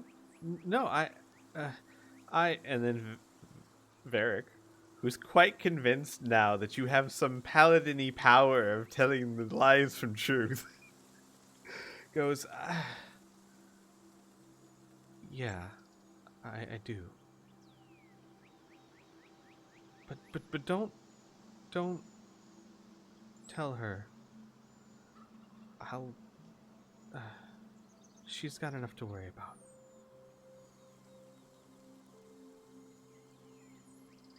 I wouldn't dream of telling. That's your job. But do you really think that would be something she would need to worry about? Probably.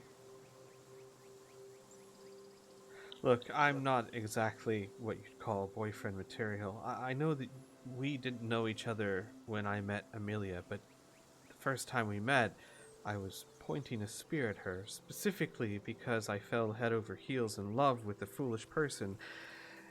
And now I've fallen head over heels. I mean, oh, shit. I care greatly about her, and that worries me, and I'm trying to be very careful about it. But I can't help the way I feel, and I don't know why I'm saying this.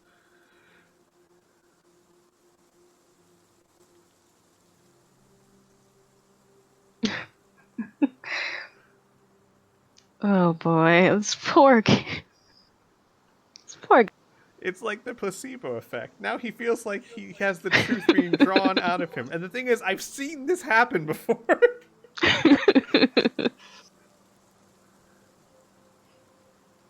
She just continues smiling at him. Right. And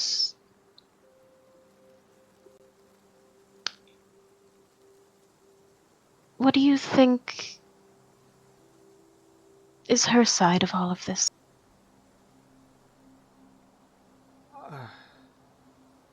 I don't know. She probably sees me as a friend.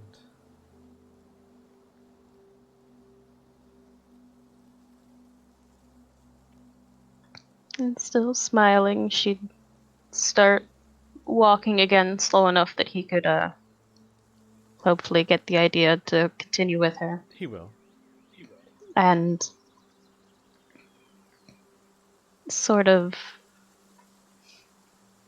just softly enough that he can hear over her shoulder would say, "She blushes an awful lot for considering you a friend."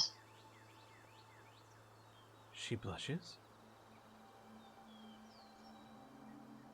Did you?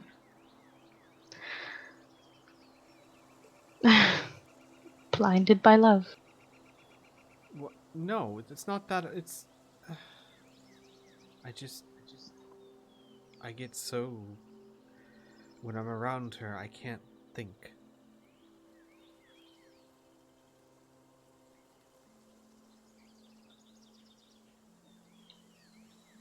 Okay. And what else? What else? What else? There's nothing else, Ria, and he like kind of leans against the wall. There's nothing else, all right? I'm madly in love with a woman that I am no help to. I heard what's happening to her, what's going on with her sister, and I can't help with that. And I can't do anything about it either, because what am I going to do, Ria? Ride off with her into the sunset and then she dies? I'm no use to her. All I can do is keep someone from putting a dagger in her back. She would immediately turn to him, still gentle but a little more serious now, and put her hands on his shoulder and look him directly in the eyes. Varric, listen very carefully, okay? He nods. Stop being a little bitch. No. Slaps him.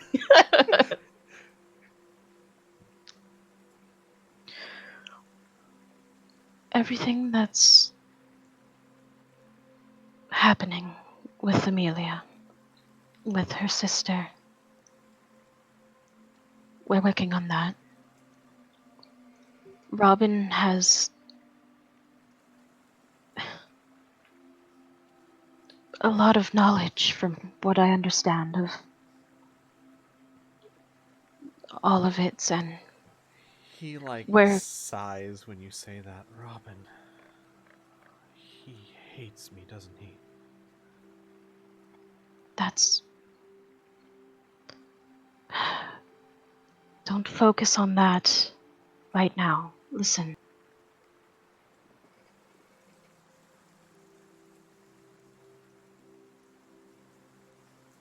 We're going to fix this, and she is not going to die.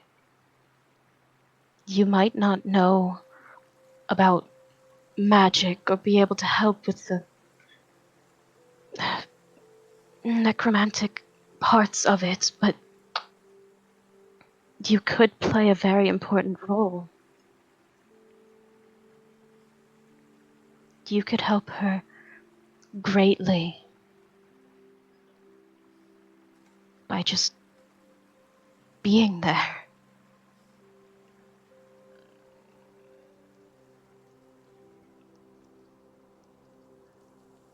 Roll me a persuasion check.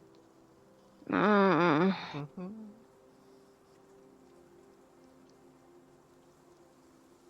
Oh! He considers what you're saying, and he nods. No, you're right. I should be doing whatever I can to help her.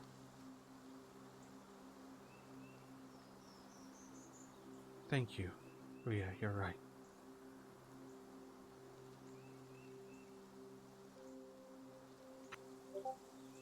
She nods. If you'll excuse me, I have to go talk to someone. Thank you.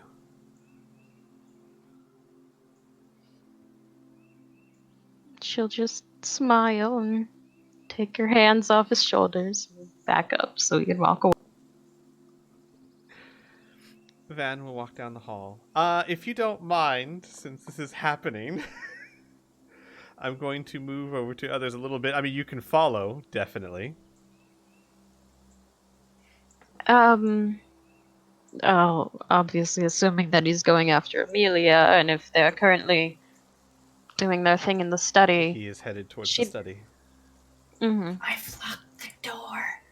She'd probably make her way downstairs. Not to, like, eavesdrop or anything, but just to make sure that she knows that Robin's not happy with him. Mm-hmm. Just so he doesn't die. He will make his way to the study. The door's locked. I guess it depends on who made the... No, it wouldn't, because it's Van. He would try the door, see that it's locked, and go, oh, right. I'll speak with him later, I guess. Can't roll you back down. Oh. I know, but it's Van.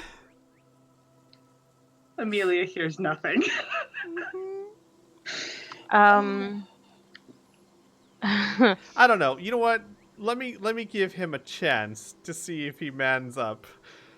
You can do it. Oh, buddy.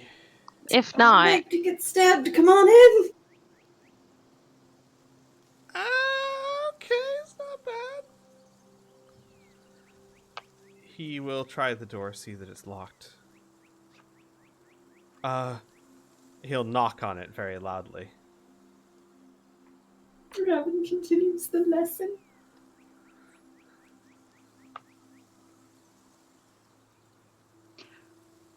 Oh He my will- god. He will eventually go over the door, open it a crack, see it's Van, glance for Rhea, shut the door. Oh my god. actually, Ria's I there. was, I was wanting to say something while he was knocking on the door. Okay. That Rhea would have gone up and actually stood with him. Would she know, I'm guessing she would have, if Shala had already talked to Rob. No what? About Robin walking her down the aisle. Oh, she hasn't spoken with him yet. We'll handle that later. Mm-hmm. So, yeah, she would go stand up at the door. Alright. Crack the door, look at Van, almost shut it, see Rhea, sigh, and be like, hello, Rhea, we're in the middle of a study, but you could join us. And we'll open the door, Rhea-sized. Oh man, Van's going to push his way in.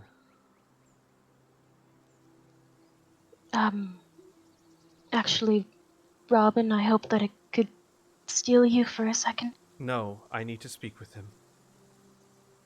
Oh. Sure, Rhea. And he snaps his book closed loudly and looks to Amelia, and then's like, we'll continue in a minute. Robin, you're right. I'm not worthy of her. I can't help her. You can. But I might be able to help in some way. And he will bow his head. How can I help? Amelia just looks at them, looks at her mom, looks back at them. Looks to Amelia and says, deal with this, and we'll follow Rhea.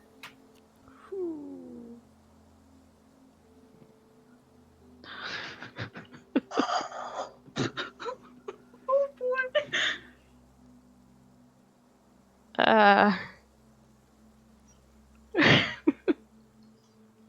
Rhea would lead him off towards Shala somewhere.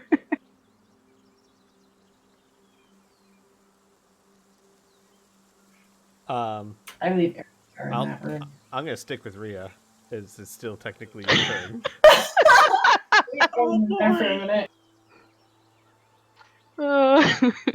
It begins.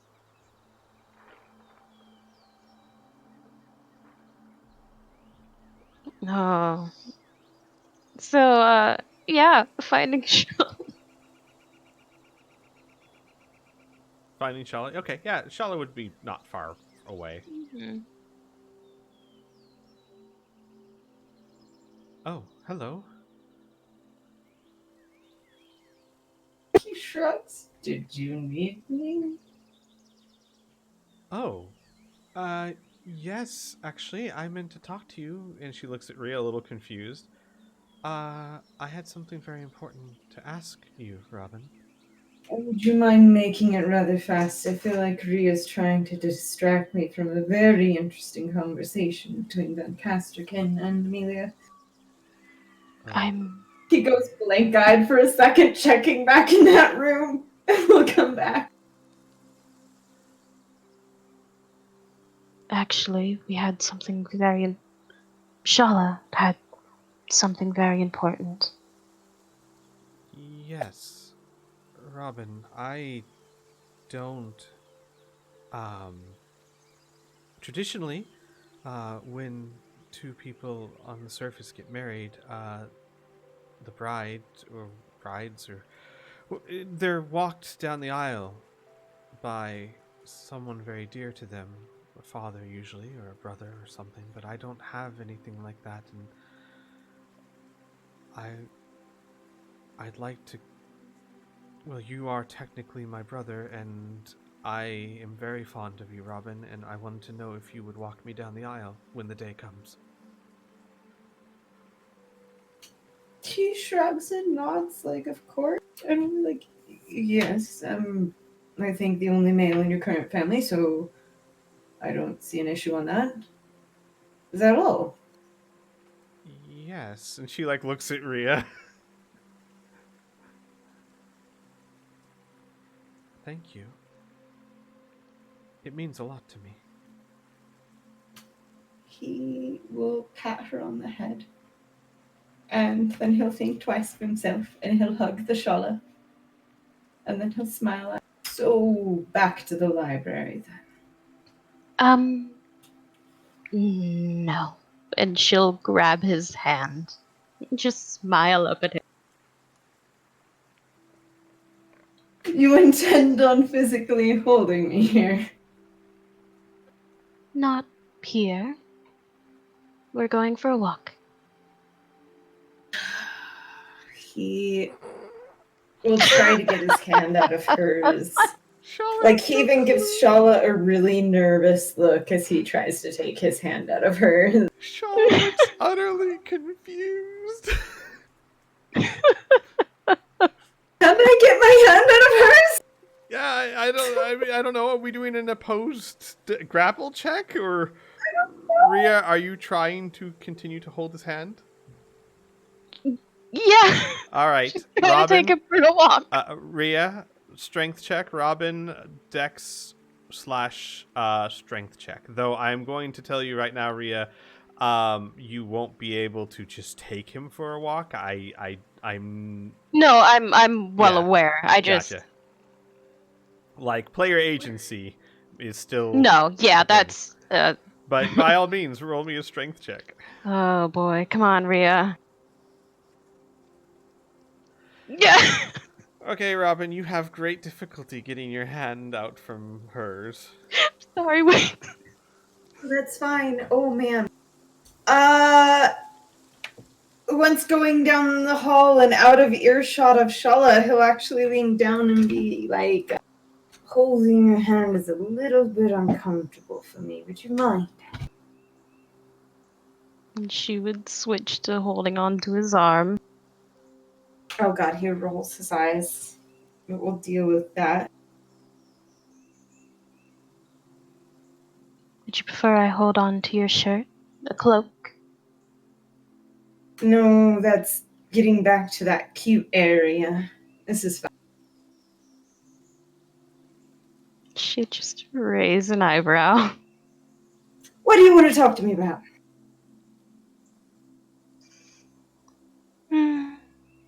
I don't know. Oh, Jesus, it is a distraction technique.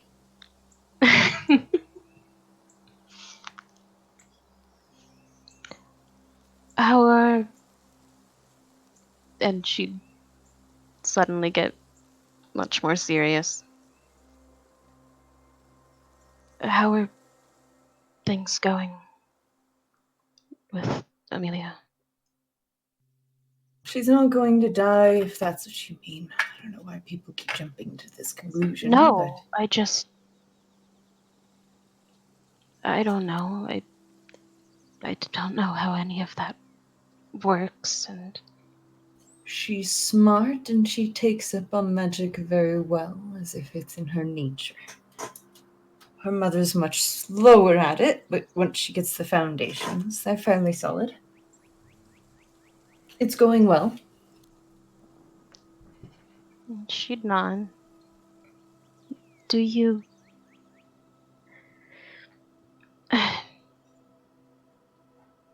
Do you think she's still mad at me?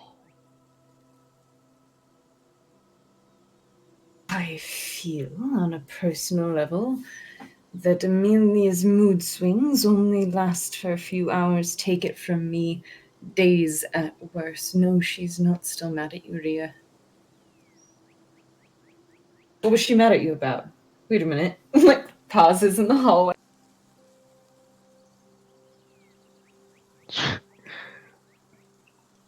About Annika and Camille and...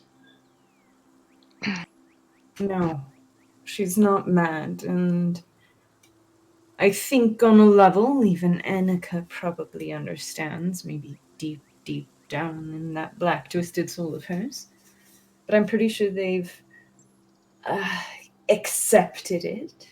Maybe not welcomed it, but it's not something to be worried about. You're free to be close to them again. Although I wouldn't want to pull you away from Shala or anything.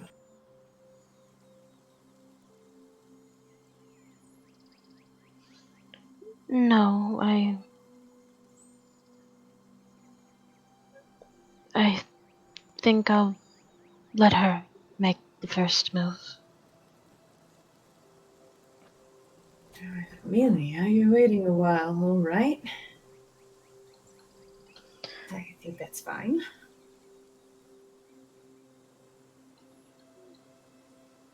I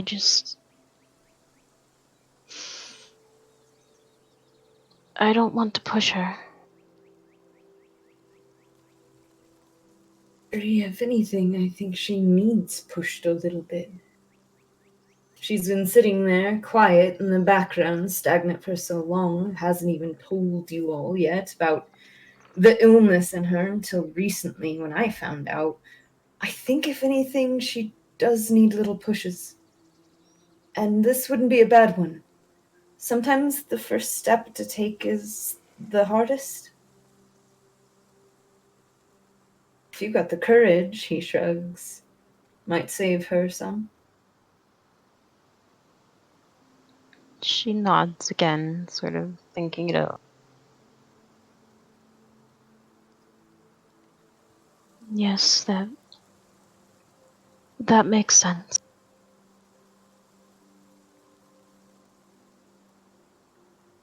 He smiles and pats your hand. And then takes a very deep breath, continues walking.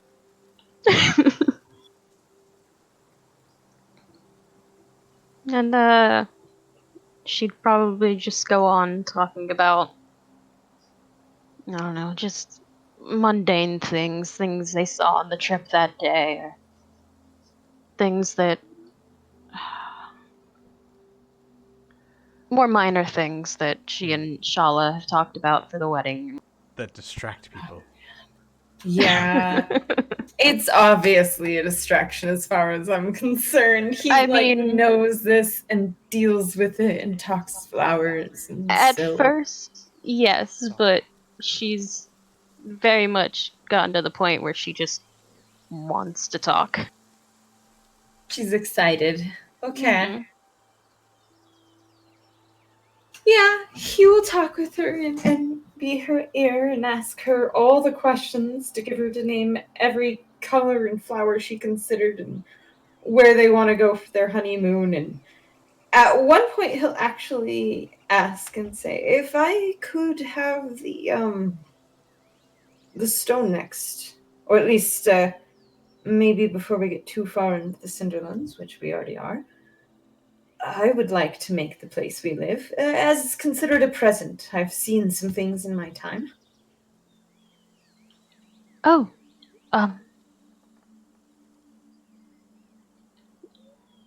yeah, I don't have any issue with that.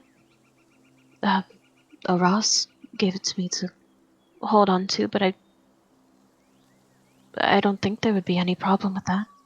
Well, we could ask them as a group. I just would like to do a gift for you since I'm not a skilled leather worker.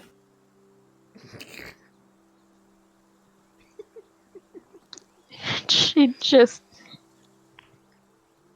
softly laugh and smile up at you and sort of nudge you. Perhaps not, but I know you have other talents. Yes, I will let you know when you need your butter sliced and bread diced and food, and I've got knives. Jokingly pulls out a few knives. Maybe I'm a chef. Is that my talent? She shrugs. It could be. That must be what I do. Tries to make light of himself, muttering about leather worker.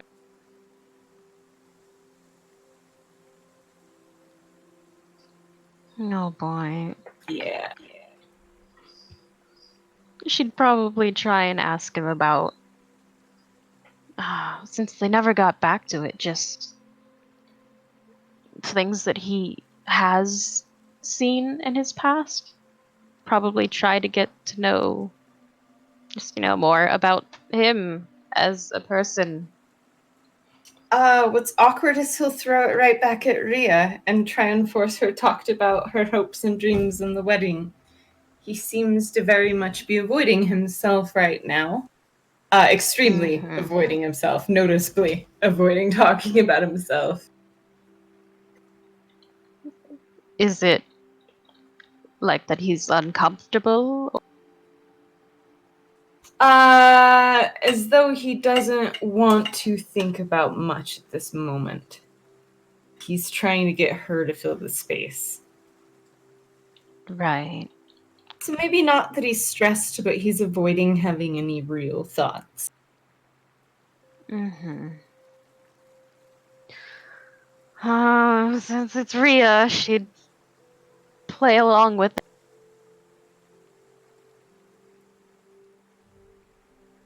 Okay. I know all the wedding plan. it. Gotcha. You guys continue your walk. Ria, was there anything else you wanted to do? Because since Amelia's next, I can jump back over there. But I wanted to make sure you didn't have anything else like over the course of that week. Right. Not particularly. I think the other things that I have in mind can wait. Certainly. Okay. Perfect. We'll jump back to the other room and Amelia's turn. Robin and Ria leave the room after after Varric, I should call him by his first name, after Varric's odd outburst. And as they leave the room, Varric just kind of looks at the floor for a bit and then goes, "That's all right. That's okay." But everything was not all right. It was not okay.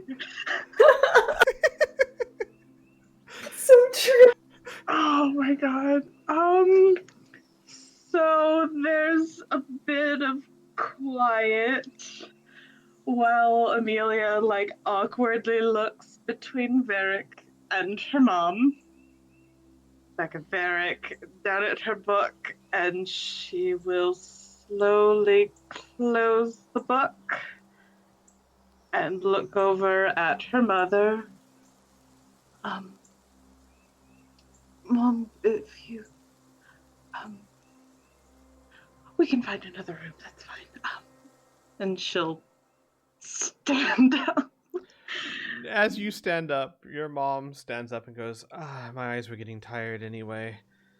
I'm gonna go get something to drink." And she'll walk out of the library.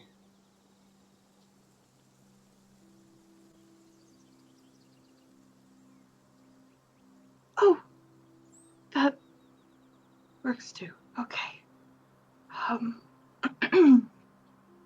And she will start to say something and then stop. And then there's just another stretch of silence. I'm sorry, Out. I didn't mean to disturb you all. I know this is important. No, it's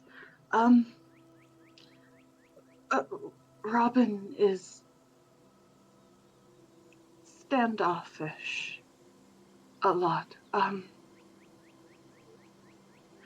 He shakes his head. I've been around enough to see how he treats most everyone here. I am special in his utter ignorance of me. I mean, Amelia's seen him ignore people before. Well, no. Not when they Even speak directly Baboom. to him. Like, Robin literally has said not one word to him since day one that they met. Yeah, so she like starts to say that and then stops.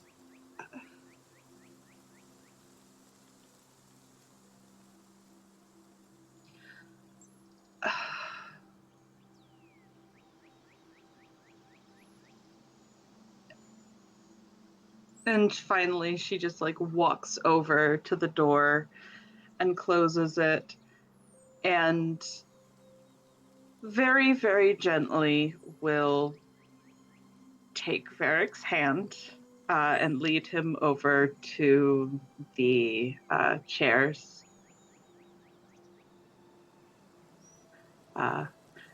And she will sit down and wait for him to sit down as well, He will. if he wants to. Huh? He will. Okay.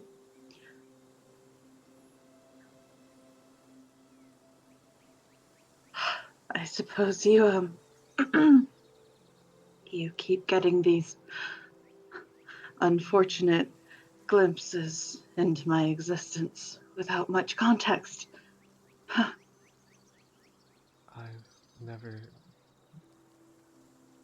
I've never seen anything about you I'd call unfortunate. You experienced a very uncomfortable conversation between me and someone that at the time I hated with every fiber of my being. You wouldn't call that unfortunate.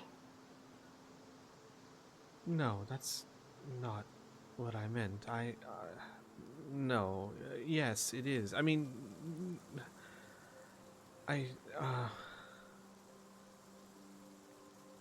what you're going through is unfortunate, yes. You are not unfortunate. Oh, that doesn't make any sense. It's fine.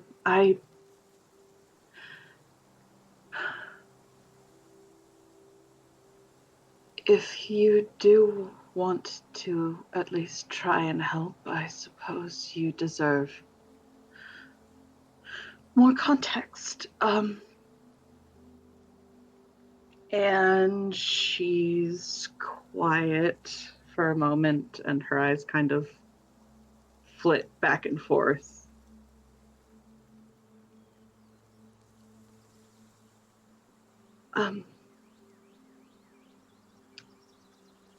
So I assume you heard something about my sister. But you didn't really get much beyond that. I know that your sister inhabits your body with you, and that unless there is a way to remove her and put her into another body, it will kill you. Yes, there is that.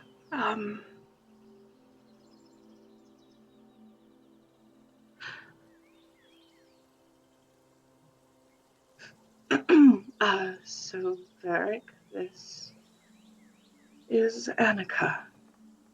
And Annika will manifest behind Amelia and wrap her arms around Amelia's shoulder, rest a chin on her shoulder, and watch him. Hello, Annika. I'm sure you've seen me plenty of times. It's, nice to meet you. And you. Always an extreme with you, it seems. She gives him a smile. Oh, I suppose.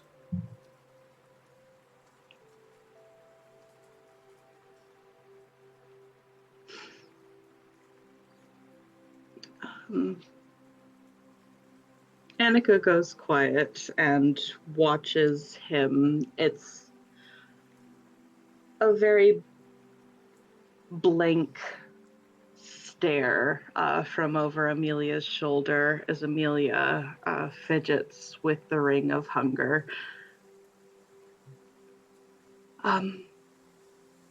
So, yes, she is technically bound to me, and we're trying to figure out a way to untangle that.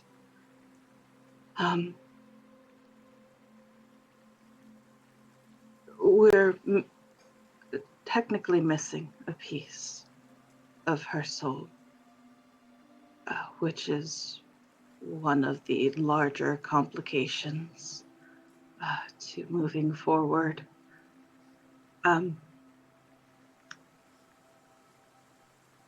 There's also the possibility of possibly getting her a new body, but we don't. There's things going on with that. But I don't really know what to tell you as far as what you can do to help. He shakes his head. I probably wouldn't understand it anyway. I'm no good with magic. I'm a fool with a spear that does nothing. Not for this. But Robin can help. And, well... Alright, here it is. I like you, Amelia. I think you're fantastic and beautiful, and I can hardly think when you're around me, and I can't help you. And it would be selfish and foolish of me to say or do anything when you are dealing with this. And me being around angers Robin, and he may be your only hope, so I'm going to keep my distance and protect you as best I can. What are you talking about? What? He, looks up. What? You...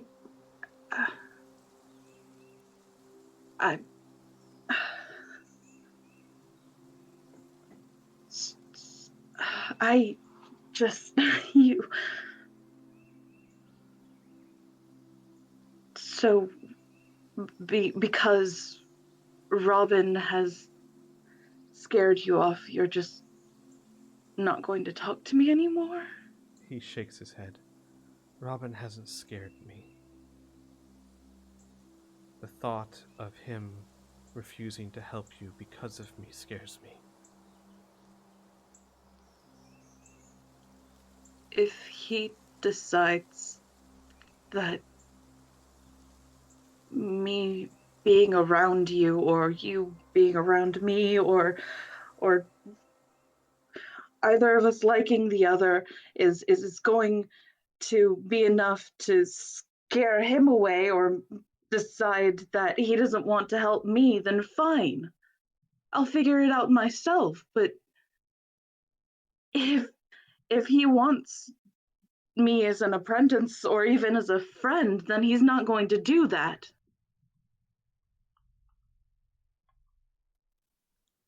Varric looks at you. Wait. If we like each other? And her face turns red. It's really quite incredible. That's what he got from that. I mean, you're very thoughtful and sweet, he and holds up a hand. Neither of us are good at this. She just nods, just like face slowly turning more and more red. And at this point, Annika has actually, y'all know who's really shut the fuck up. Annika would have faded essentially. She's still there, but just doesn't need to be in the view. I just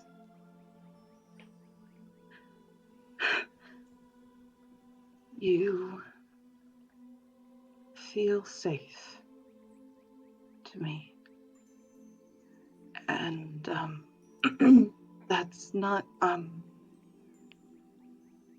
it's not something I'm used to. He nods slowly. Oh. That's all he can say.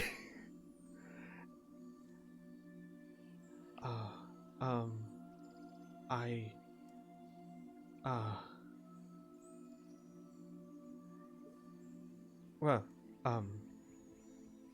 then, I guess, if me being around helps you feel safe, then I should probably stick around. Close by, I mean, around.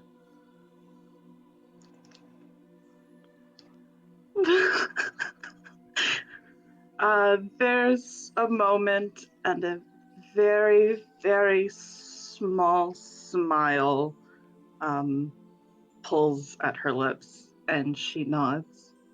I would like that. And if Robin takes issue with that, then fine. I'll do this on my own, because He shakes his head. No.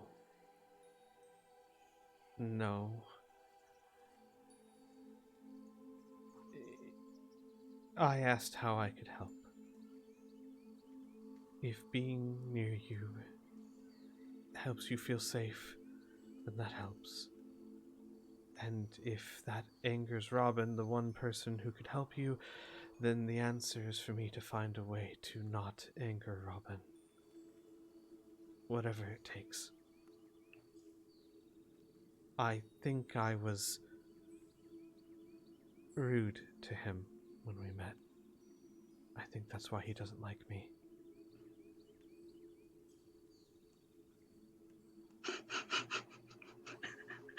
Amelia just like slowly flips through her Rolodex of memories, trying to imagine Van Casterkin being rude.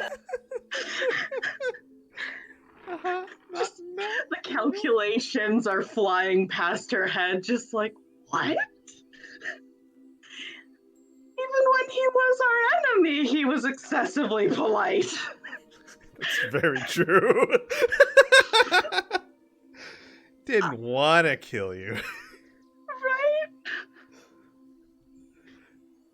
This is your third warning. Get out or I'm gonna have to fight you. Oh, Varric. And so after a moment, she like shakes her head. What could you have possibly said to him? Well, see, he went into the cart and told me that I wasn't worthy of you, and that if I, push it or something, I forget the exact words, but that he would kill me and leave me on the side of the road, and, Well, that kind of angered me. I didn't know him at the time, and I told him, no, he asked me why I was worthy. Well, no, he said I wasn't worthy, and then he went to go talk to me in the cart and asked why I was worthy of you, and then said something about killing me and leaving me on the side of the road. Anyway, it doesn't matter. I got angry, and I told him that it was none of his business of why I was worthy. I shouldn't have said that. I didn't realize who he was, or... And he just kind of shrugs. I could have been more polite. Well, so could he. He shrugs. You can't. That's not. It's not the first time someone's threatened to kill me. I could have handled it better. Well, of course not. You're a guard. You've been threatened dozens of times. She just kind of like waves her hand and starts like muttering to herself, just like, that's so rude. Just going up to someone and assuming that they have to prove how much they're worth to someone, as if that's the only value that anyone has to someone else is an object. That's I. Sounds exactly like Robin. Okay, So I have to prove myself to him, and I have to find a way to make amends for how I behaved. I'll figure it out. that shouldn't be necessary. He nods. It shouldn't. But I've been a guard a long time, and I understand that what we want and what is right is not sometimes as important as justice, and justice is saving you. And if it takes swallowing my pride, then that's a very cheap price to pay.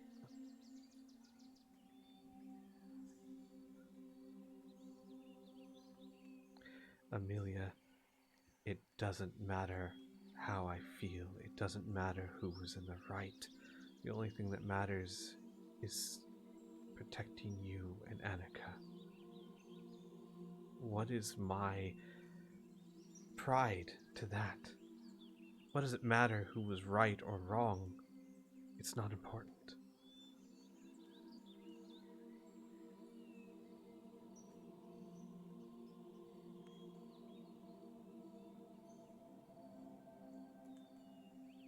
She goes very quiet, and she kind of looks off and continues to fidget with the ring. He looks down at it. I've noticed this. It can't be healed? It's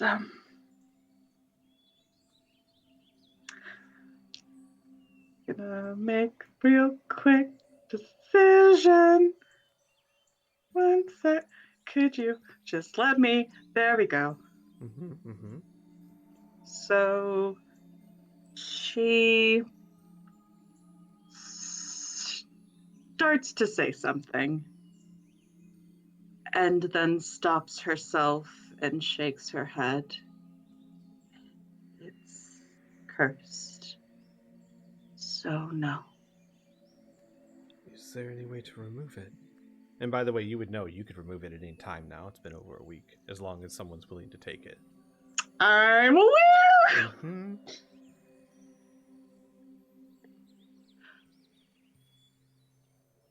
Yes.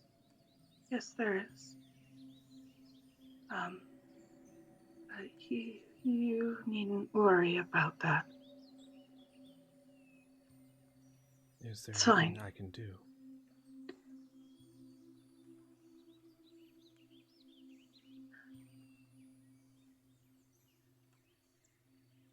Yes, but that's not something I would want from you. I couldn't ask that of you. Then don't ask. I accept. Whatever it is. You don't know what it is, and I won't tell you. You don't need to. So. He looks at you. It looks horribly painful. I can't imagine what else it's doing to you, and you have enough on your shoulders to deal with.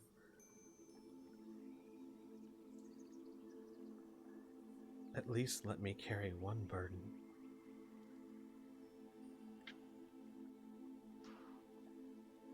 Squee, Mm-hmm.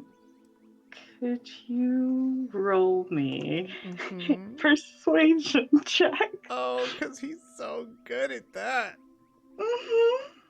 Yeah, hang on. Ow! Very. She shakes her head. In this case, technically I do.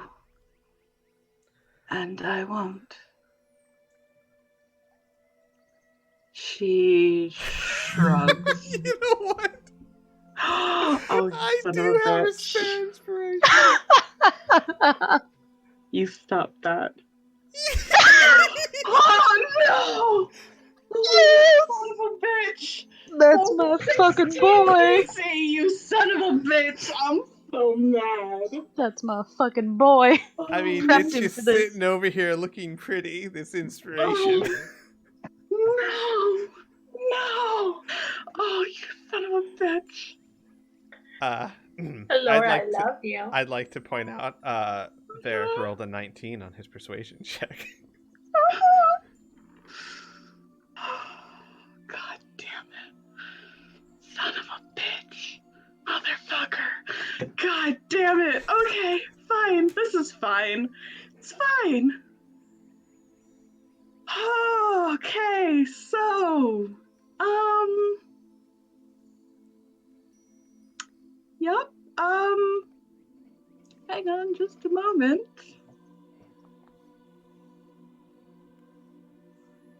Oh, I think I actually wrote it on the, fucking item description. Mm-hmm. So she watches him and she goes very, very quiet. And finally, she says, "It's called the Ring of Hunger. And it is a cursed item. Every morning, I wake up in agony as it takes my life force and gives it back to me in a portion as physical strength. I took it from a Rakshasa that was going to fight us, but offered us a way out. And while everyone was fighting, I accepted it."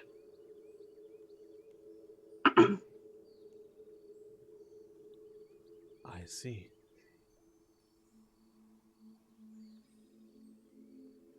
She's quiet for a moment again and says,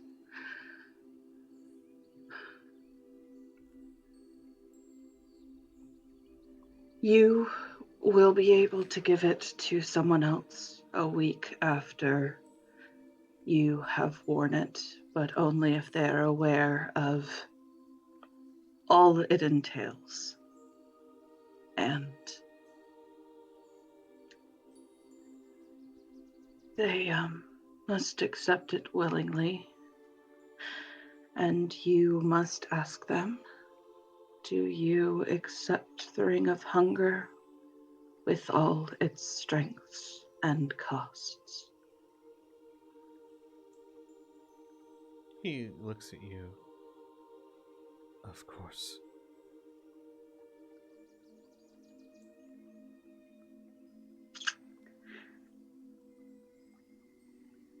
And she slips it off of her finger and puts it on his. Aww. That's so sweet. They're engaged. Give me a second while I copy a bit of this. The second you put the ring on him, I mean, you could just drag the shield onto his character sheet. he's an NPC. It doesn't quite work that way. Oh, that's dumb. But it's fine. Are you keeping the cursed AF I give him subtype? yeah. I'm just giving him a trait. Oh boy. The second you slip the ring on his finger, it like with yours, it fuses down upon it as if it was red hot. And he winces as it happens. As he takes Oh my god. Oh no. So that's 22. Yeah, so 58, 48, 46 points, hit points for the day, but gets his strength up to what is that? 24. Holy fucking shit. Which gives him a +7 to strength. Jesus. You actually see the red welts seize down his arm in a more powerful reaction than you ever had to experience, as you fortunately didn't roll an 8, I don't think, any time. But at the same time, you also see his body actually increase in mass, and he holds his hand with the other and is very silent. And after a few seconds, he closes his hand. He looks at you and says, "It's not so bad." Does she really need to even... No. She doesn't need to fucking roll. Nope. She's experienced this shit. She's had this ring.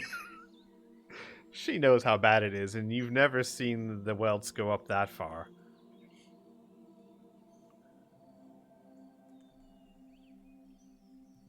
She gives him a very sad smile and shakes her head.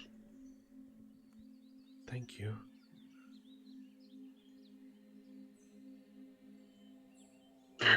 When I walked in here, I didn't think there was any way I could help. And he kind of smiles a tight smile. Even if it's a small help, this helps.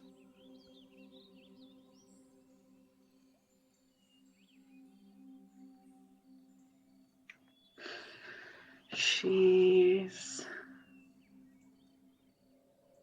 just nods slowly, and she takes the hand with the ring on it very, very gently, and takes it in both of hers. You know, not just something to be used.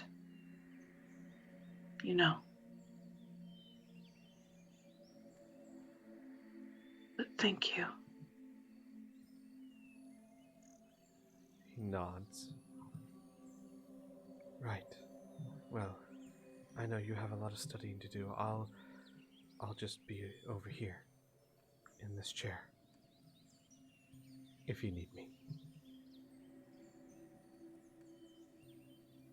She nods and then looks down at her hands, grasping his, and her face goes red. She stands up. Right, I will, right. And she walks back over to her chair. She sits down and she picks up her book. And Varric will move to another chair out of the way and sit down and close his eyes. Oh, that's rough, buddy. Mm-hmm. Oh, an 8 on his first one. I Oh. know. Hey, on the bright side, it can't get worse than that, but on this side, he's like, holy fuck! Every day? God damn! Like, no, his thoughts are like, she dealt with this? Holy shit! Right? Like, literally, I had in her notes just like, morning routine, wake up in shooting, agonizing pain from ring. Attempt not to wake up everyone, please, for the love of God. Have her fane done up all fancy by Shala. Proceed with studies. Like, that's what I have for her morning routine. Gotcha. I suppose since we're still in this scene, we should continue on for the moment. Rhea, Robin, eventually your walk would come to an end. Robin, I'm assuming you would come back to the library, yes? I could be wrong. Okay. Did he do any spying through Edgar? He kept Rhea happy as he gets very little time with her and likes her a lot, and it's terrible. So he was miserable the entire time talking about things that she likes and watching her shine. Oh my god. And then he gets back and he'll peek in the library and see Van Casterkin and he'll leave. He leaves. Amelia's reading, Van Casterkin's in there. He's not going to waste his time. Mm-hmm. Robin does not return, as far as anyone is aware. I mean, are you going to stealth that? Sure. Yeah, he'll be like, please don't be making I'm not even out. gonna make Please Varric don't roll. be making. You don't This want is- Rhea to walk you back in her clanky armor? Ka-chink, ka-chink, ka-chink, ka-chink. She's No, wearing he'll armor dismiss to her match with it. Shala. 23. Amelia, it's all you, because Varric's eyes are closed. And Oh he's in a god, world even of with a pain. crit success, she couldn't. Oh, well, Robin, no one notices you're there.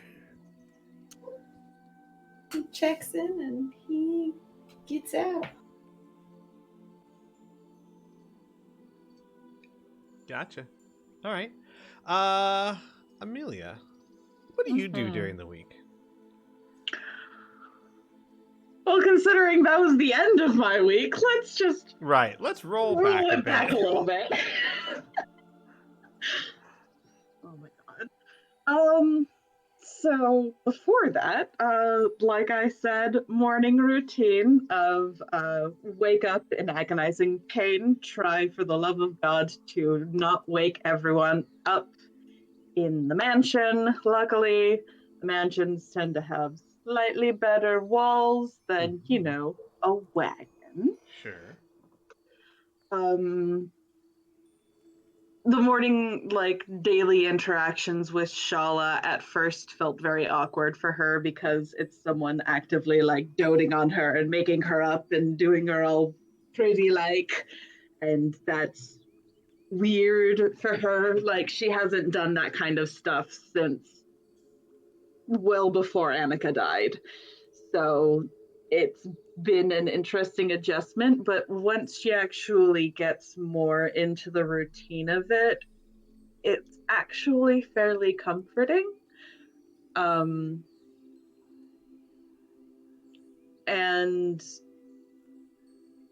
it's kind of like a nicer start to her day. During travel, obviously, she's doing primarily studying, helping her mom as best she can, but slowly but surely she is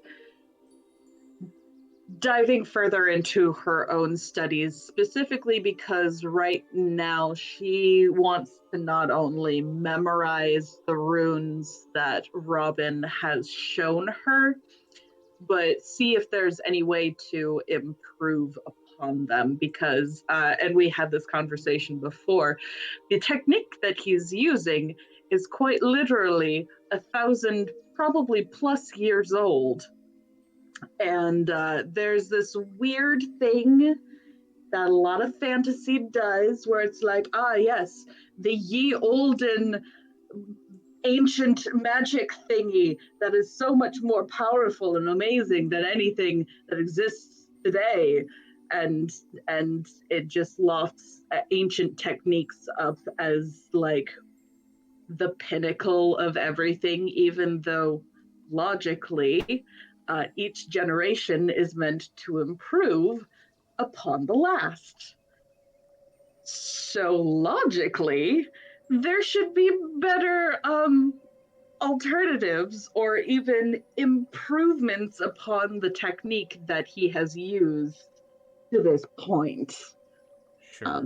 I mean, there's always exceptions. Maybe society was greater back then, but logically, it fits that there could be and should be improvements to it, yes. Or other methods developed, yes. Exactly. So the thing that she's going to be focusing on the most is essentially taking what he has shown her, what he has given her to memorize, and try and improve upon it. Okay. Roll me an intelligence to check Arcana, or a knowledge check Arcana. Can do. Buckaroo. Oh. It's not horrible. You pick up what Robin's teaching very easily.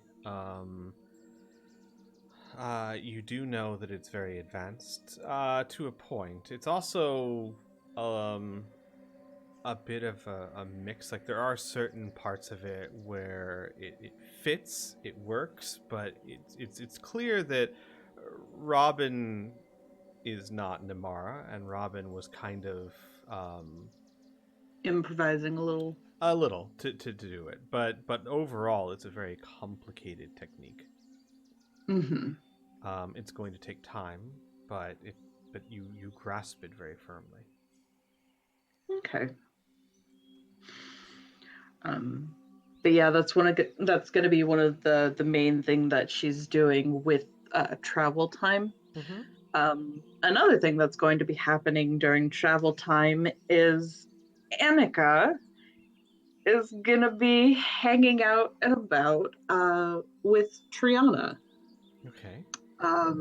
As someone who is well invested in the whole necromancy thing for personal obvious reasons, she finds it incredibly boring. She found it boring when she was alive, and she finds it boring now. And hovering about Amelia is only going to act as a distraction. So she has taken it upon herself to hang out with Triana and essentially just girl talk and like act as a second pair of eyes While driving by the car. her. Yeah. They get along really well. She learns a lot about Triana, how she grew up in the shingles without a family, obviously. She honed her artistic skills by drawing portraits on the road for money. Eventually got very, very good by just copying other works of art and things of that nature. She is a bard purely by natural talent, if that makes sense. She will learn a lot about how Triana and Flack met and how much Flack means to her, the little guy. And a lot of it's just also shop talk between girls. They get along very well. Excellent. And she does paint her portrait, which, give me a second here. I believe you already rolled for that. Oh, I did. Yeah, I did. So she paints her portrait during a sunset. It's beautiful. I mean, if she wants to keep painting portraits of her, then like go for it. No, But just that one. Yeah. Just that one. But yeah, they actually get along very well. Anything else during the week? I mean, I know that consumes a lot of your time. It does. And actually, interestingly enough, fast forwarding again to the end of the week, probably after that whole conversation with Varric and the things and stuff, Amelia would, once she's finished, or at least her brain is numb enough to stop studying, will excuse herself and she would want to go find Rhea. Can't imagine why. Such a mystery, right? So He is not yeah. here right now. Please leave a message.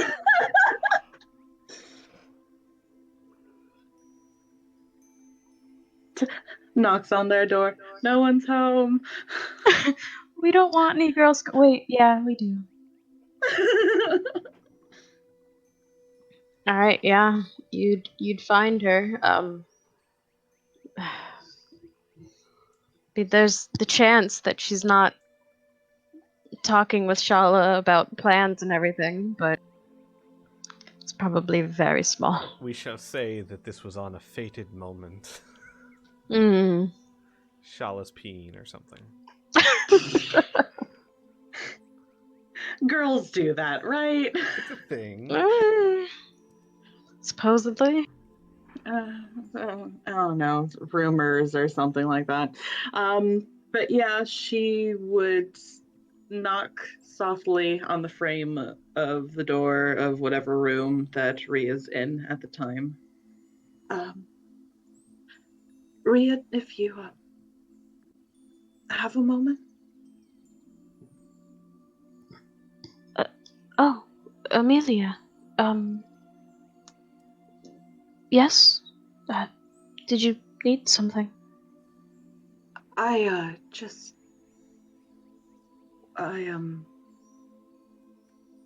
wanted to talk to you. If that's all right. If you're busy, that's fine. I just No, would you want to talk here or somewhere else?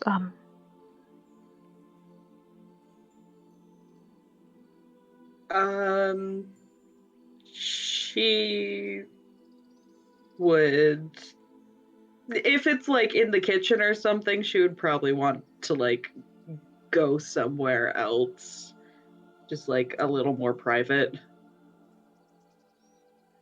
Mm-hmm. God allows this. The door is locked. Fuck. So she kind of leads you off to, I guess, a room or something. Somewhere vacant, and she's quiet for a little bit, fidgeting with where the ring was, but is no more. I'm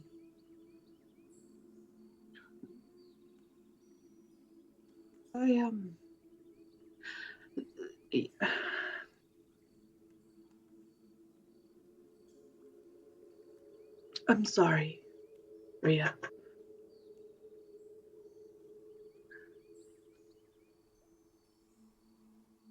For a lot of reasons, honestly, but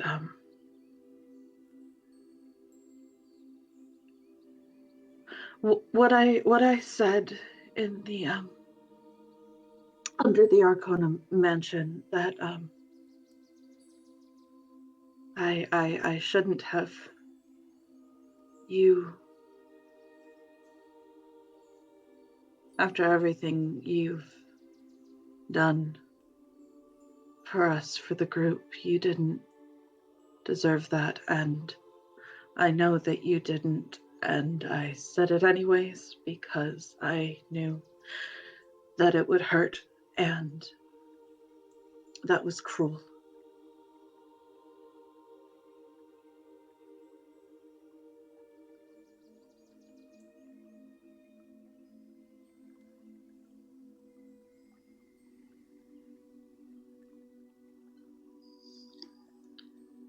She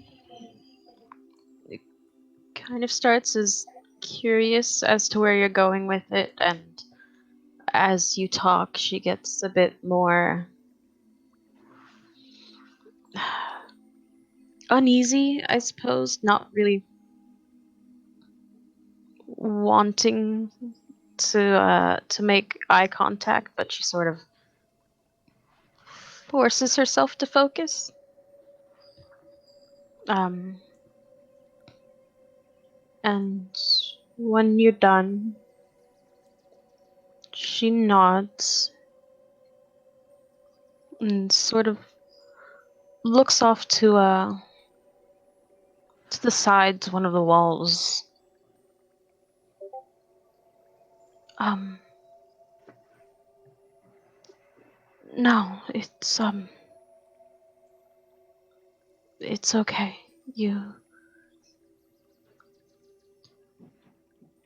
There's a lot, and I couldn't even begin It's to not. possibly. It's not okay.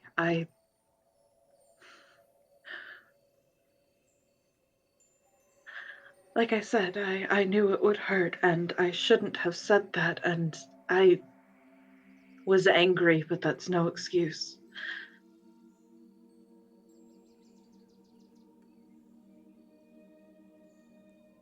I was angry and I was frightened, and there's no excuse. I keep making excuses, but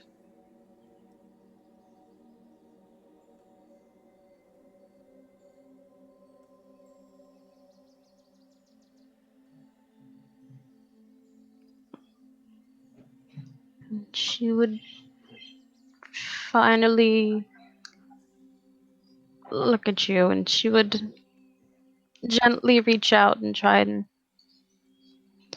take your hands. she flinches a little bit.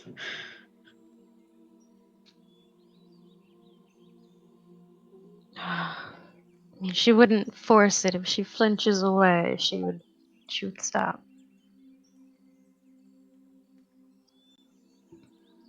But uh, trying to make eye contact, she would say, "Amelia, it's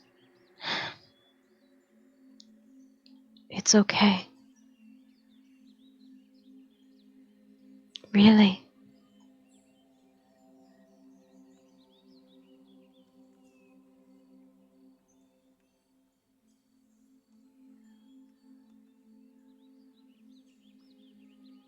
You were hurting. You are hurting. I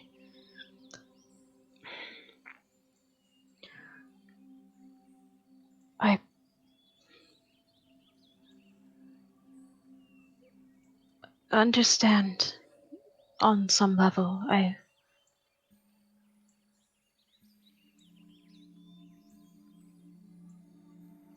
It's okay.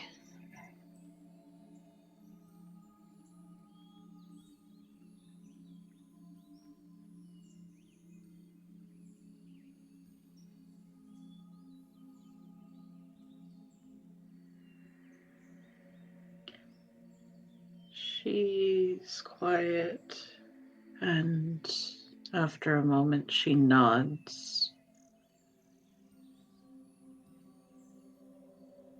I just.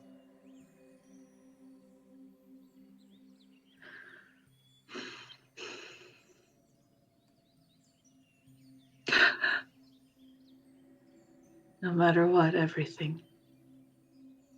No matter what happens, no matter what anyone says,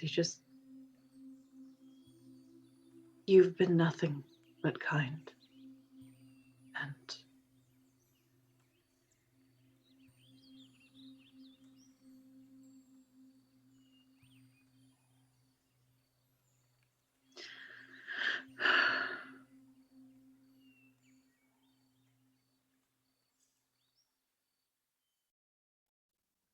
I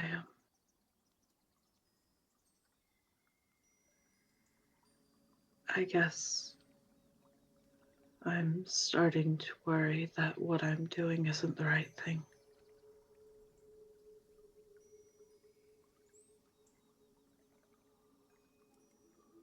What do you mean?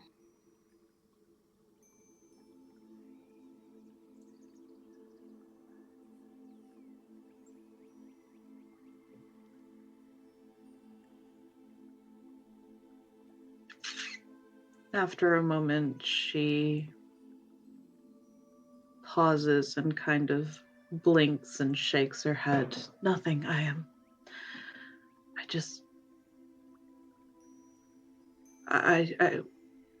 just wanted to apologize. Amelia.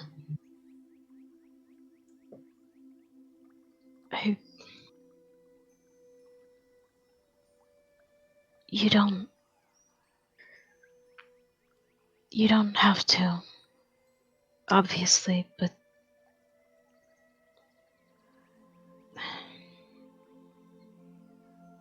I want you to at least know that it's safe to talk to me.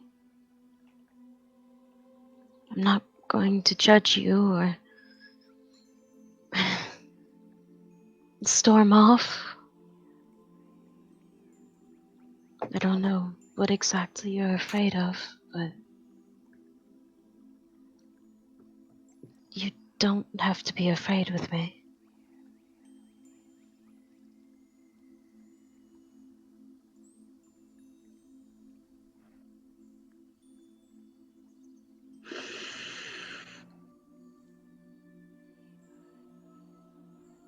Could you, like, quick inside check?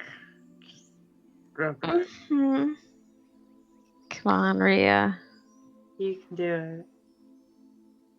Yeah, that works. It's very clear that she's conflicted.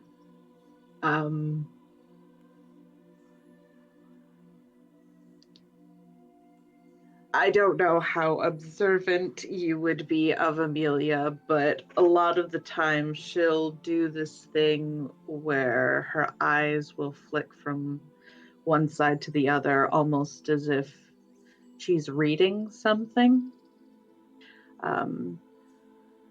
When she kind of spaces out, and she does that just now. And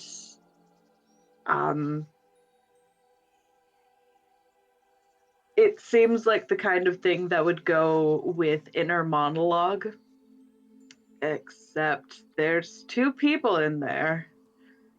So it's probably a dialogue, probably a conversation happening. And she eventually shakes her head.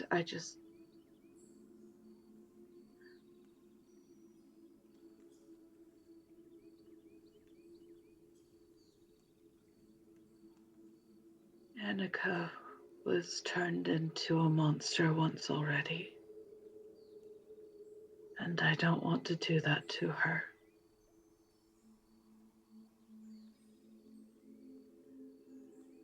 I can't put her through that again.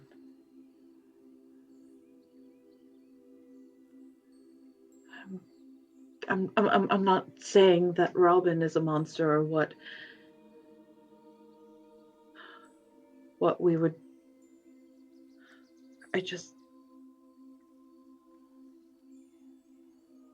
I need to know that she's not going to.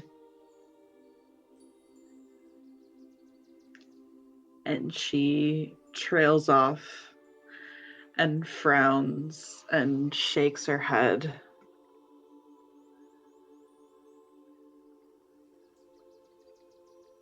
He keeps calling her a spirit of vengeance, and that scares me.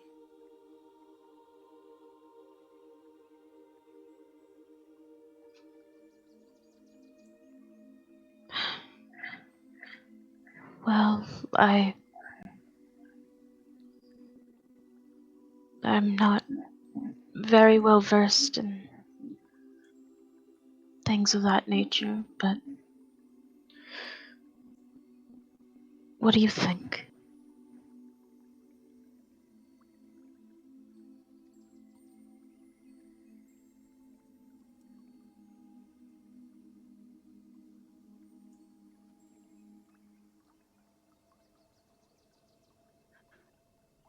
Uh,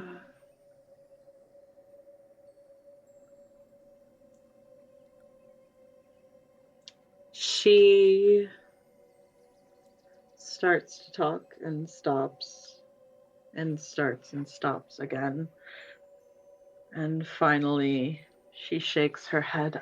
I don't know what to think. I just.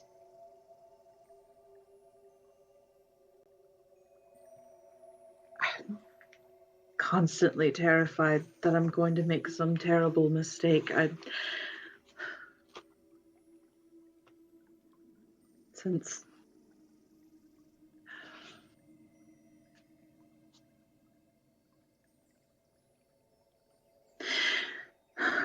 since the haunts have shown up,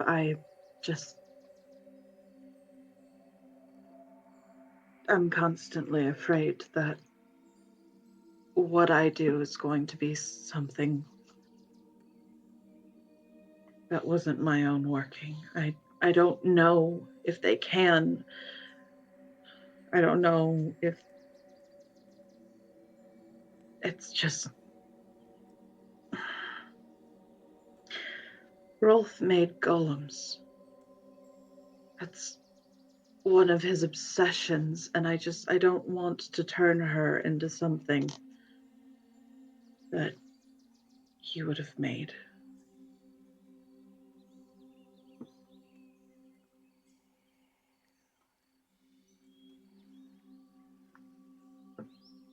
And I can't tell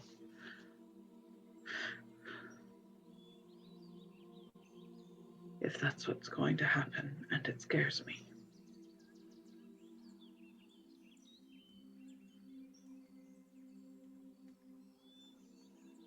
I'm sorry I'm bothering you like this.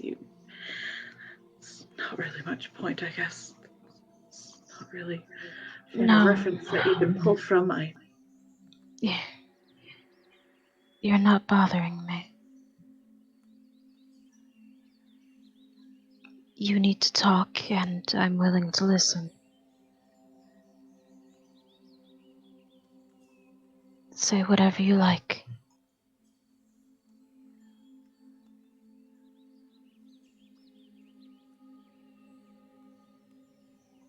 Whatever it is, it doesn't leave this room unless you want it to.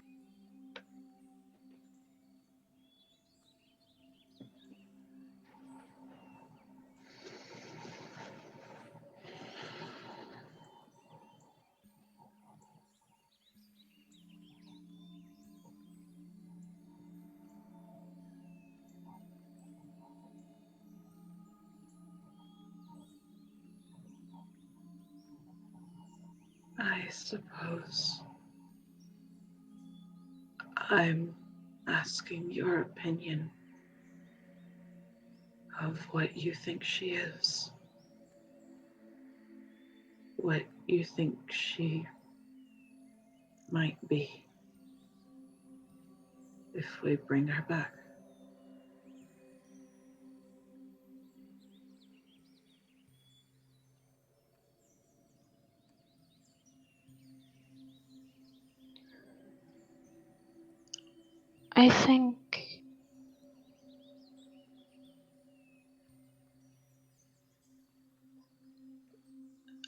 I think she's hurt.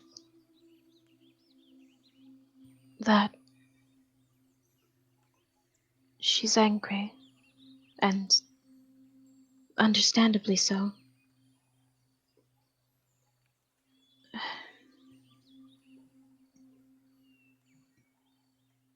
There's no real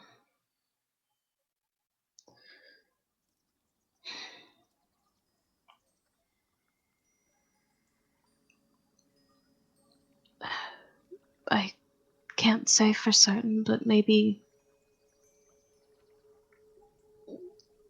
a little lost.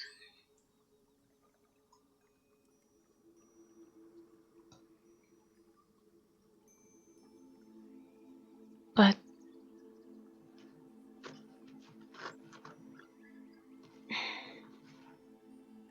I don't know, really. I haven't interacted too much with her. But I don't think she's bad, if that's what you're asking.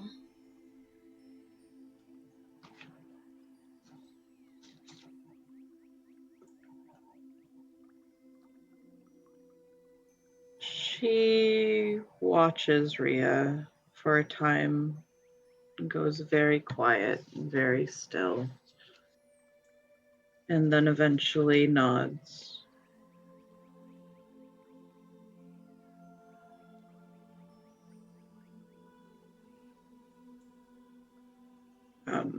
After a little bit, she half chuckles. She's too terrible. We could always have her talk to your father, I guess. And kind of swallows hard. She actually laughs a little bit at that.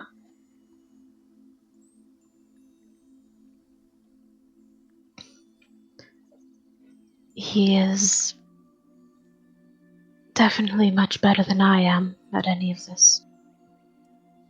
But I'd like to think I know a little.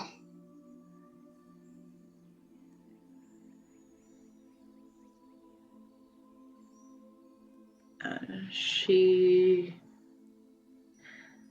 after a moment, reaches out and very gently takes Rhea's hand and gives it a small squeeze. Thank you for listening.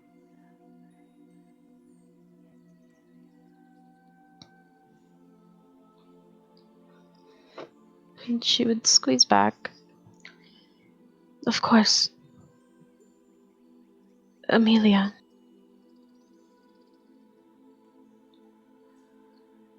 If you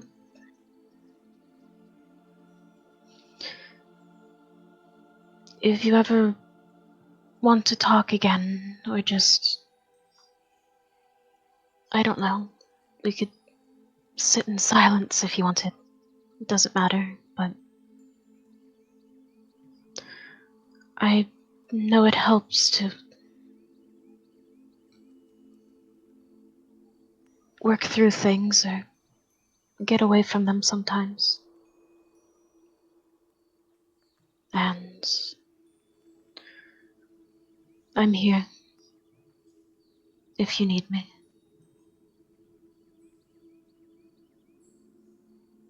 Thank you.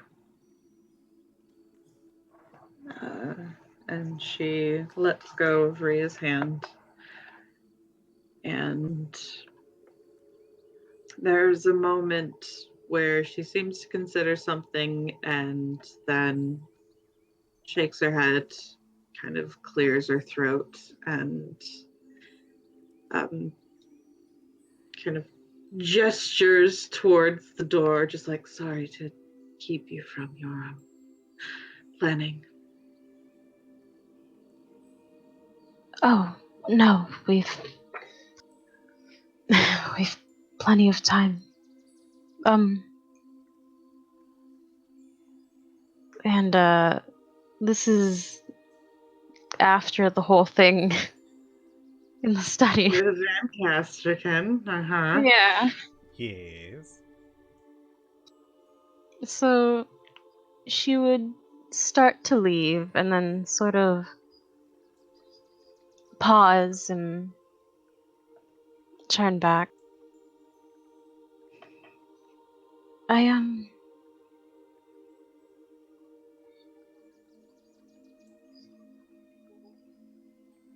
I talked with Varric a little bit.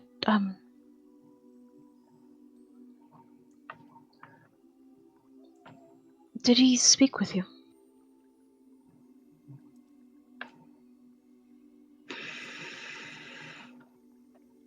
Hang on, let me just. Whoop, nope. So there's about 5 seconds where you can see her like thinking. She's switching gears from like super like deep thoughtful like philosophical shit going on in her head, and then it clicks and her face goes from pale to bright red. Yes, he,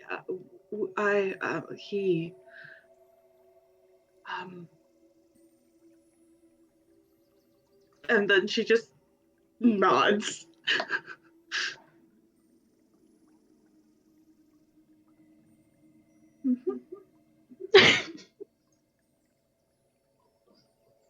She would laugh a little bit and nod, giving her a small smile. I see. Well, all right.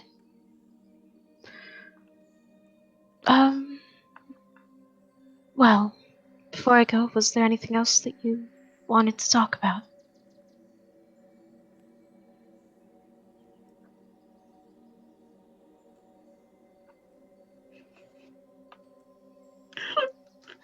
Wedding gifts. What are you getting us? Oh my god.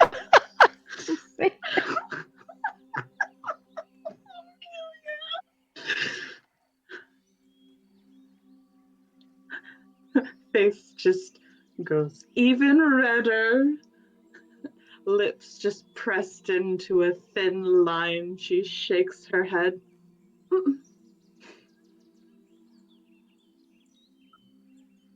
And she kind of tilts her head, still smiling. Are you sure? Mm-hmm. Is it warm? You seem a bit... A little, toasty in here. I think it might be the, fireplace. And she just, like, starts inching her way towards the door. I should get to bed. It's a long day's ride, and I need to be able to study the material, and I'm sure Mother is going to have lots of questions. So I will talk to you later.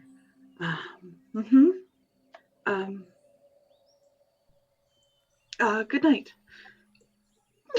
And unless you try to prevent it, she's going to take off at a shocking speed down the hallway. She's just like... It's like barely repressed full sprint, like the super speed walker. No, she's just like, of course. Good night, Amelia. And just watches her amused as she bolts down the hallway. Brilliant. All right. Oh boy. Is that it, Amelia? Gotcha. Aras. Hello, Aras. Hello. What you doing as you trek through the desert? So I realized last week while I was why I was having problems on the amulet of non-detection. It's because I needed Shala's help to cast that spell once a day. Mm-hmm. So I will be trying it again and also avoiding any wedding talk.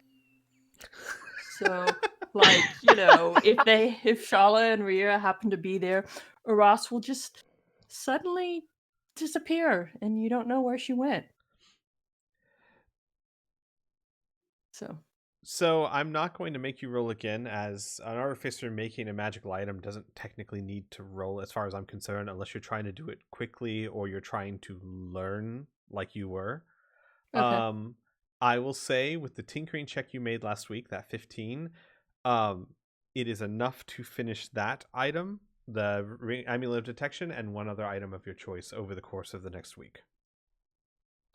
Which I'm guessing is another amulet of non-detection. Yes, it's another amulet of non-detection. So, as long as you spend the material components, you will, by the time we stop the travel, by the time you reach the scenes that I'm going to have, and I will let you know when, you will have 2 amulets of non-detection. Cool. Okay. Okay. Anything else, Sid? No, just okay. Just avoiding casting wedding invisibility. talk. Yeah, and if that means I have to cast invisibility at night when we're in the mansion. Oh yeah. Jesus Christ. Oh, yeah, I know why. I got you. That's all right. Your time will come. Gotcha. Okay. Mhm. Robin, you requested to go last. Yeah. To start, he would obviously be intermittently studying with Amelia. But, due to reasons with Isolanda and soul issues and complications, and him being like, Mary talked about this wheel. Now, she doesn't know crack shit about cleric, or about gods, or where we actually go. I'm pretty sure, because she hasn't died, but now she's got me really worried. I've died a lot, I shouldn't be this worried. But is there some great circle I've missed? Have I fallen out of it? Have I been forgotten by all of mankind? Am I just magic inhabiting a corpse? Fuck. And that's been his week. So he's going to avoid Isolanda like the plague. And he's going to go very Batman, and he's going to lord his edges, and he's going to stay away from everyone he can. Okay. He'll kind of stalk her Ross sometimes when her dad is around, just to make sure she's okay and not screaming somewhere. Ah, yes. Roll me a stealth check for that. Okay. Just one. We'll have this as a collective. Okay. That's fine. That's fine.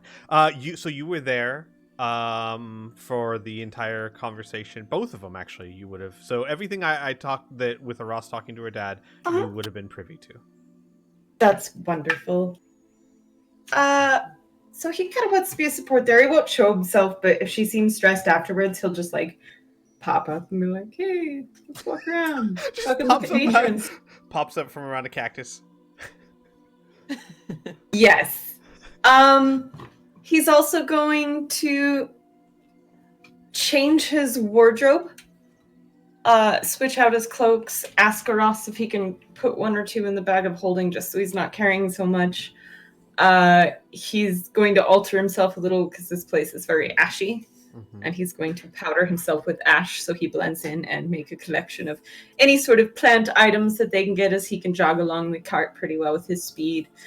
And he wants to catch a lizard if possible because he thinks it's cute, and then he'll let it go. Like, he's just going to hang out with nature more than people. And try and actually avoid everyone while he tries to figure out, what the fuck am I? Why am I having this problem now? I shouldn't be having existential crises over something a cleric said. It's a cleric. This is not right. Gotcha. He's very disturbed by this. I understand. So he'll show up around Amelia a little bit, and then after the whole real leading him off thing, he'll feel a little bit angry and kind of betrayed by the situation, but happy he could be of assistance to her. Not happy Amelia got Varric time. After seeing them together, he will definitely, whenever she's around Varric, he will stay away, as he'll assume, okay, she's probably not going to take her studies seriously. She's just over there playing with her eye candy. This is going to end very badly for both of them. And I can't deal with this from a young girl. Got you. I would say there's certainly enough contact, at least for you to notice the ring is gone. Okay. Yeah, I figured. Yeah. All right. Makes sense. That'll be fun. I'm covered in ashes and lording my edges and avoiding everyone. Got you. And you're able, I will say, since it's over the course of a week, you're able to catch at least one lizard. So that won't be a problem. So over the course of the week, you are trying to avoid everyone. You are trying to be edgy. And every day, for 3 hours a day, you have to deal with Namara. And every day, Namara asks at least once, Robin, take me to see the child. And I assume Robin distracts, says no, does everything to keep her away from ISO. Yeah, we'll straight up tell her that makes me uncomfortable, so we're not going to be doing that.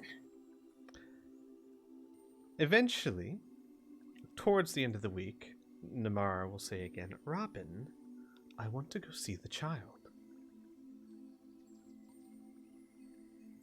Very politely, he will say, Namara, we have other things to do than seeing the child. She's fine being cared for by Muriel. Robin, why are you so... Robin. Oh, Robin, surely you've realized by now she's your descendant. Don't tell me you haven't.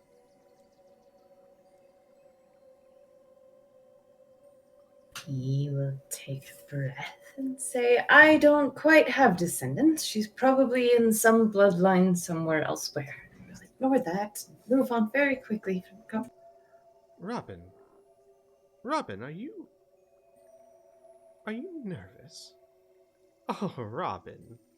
Yes, I know you don't have descendants. Probably on your mother's side, if I had to guess, given the way she looks, but... No, you're bothered. Robin. And she floats over to you. Why are you so bothered? He's not going to acknowledge that question. Mm-hmm. She pouts for just a second and says, Robin, if you don't tell me, I'm just going to work it out. All right, very well. Robin, my Robin is upset. Upset at the child that looks like him. Obviously, he's noticed it. You're very observant sometimes. But you're upset. Interesting. Why? Why would you be upset if it's your descendant? No, you wouldn't really care, or if anything, Oh my you'd be God. affectionate. Can't shut her up. Mm-mm. And right now he's like, now I see why this drives people insane. I'm going to really try not to react, but he's got an eye twitch going on. So why would you be so upset? You didn't think it was your descendant? Possibly. So if you didn't think it was your descendant, what did you think it was? It looks like you. Robin, did you think someone was trying to make a golem of you? No. No, of course not. My Robin would just kill it and move on. There can only be one Robin. Your pride would never let that stand. No, you're nervous. You're nervous. Because there can only be one Robin. Robin. Robin. And she actually floats over to your lap and drapes her arms around you. Robin, you're afraid that you aren't you and that she is you, and there can only be one Robin. And she looks into your eyes, like measuring. He doesn't respond to her. It's very still. Robin. You sweet, foolish drow. You do get odd notions. Let me explain to you, and then we'll go see the child. Robin, the spell that brings us together, that allows us to spend time together, it is attached to your soul. If you weren't you, I would be haunting the little one right now. Silly Robin. And she strokes your cheek. Why do you want to see the kid? Because she reminds me of things. Perhaps of you when I first found you. I'm feeling very nostalgic. He nods. We're not going to see her. Her eyes widen and there's like a flash of anger on her face. And then it goes away. Fine. Please take me over there. I'm curious at that plant. Take her to the plant. And she will go with you with like her arms draped around your neck, even though you can't feel her, even though she's not tangible. She holds that motion like you were giving her a piggyback ride. And she would say, He lives in this, by the way. He's just like nuzzling into non-existence. It's terrible. I know. And the whole time she's chatting, seriously, Robin, you still use the technique I planned for you. You realize this corpse couldn't move without a soul attached to it. You are so odd sometimes. It's all right. It's okay. You're still mine.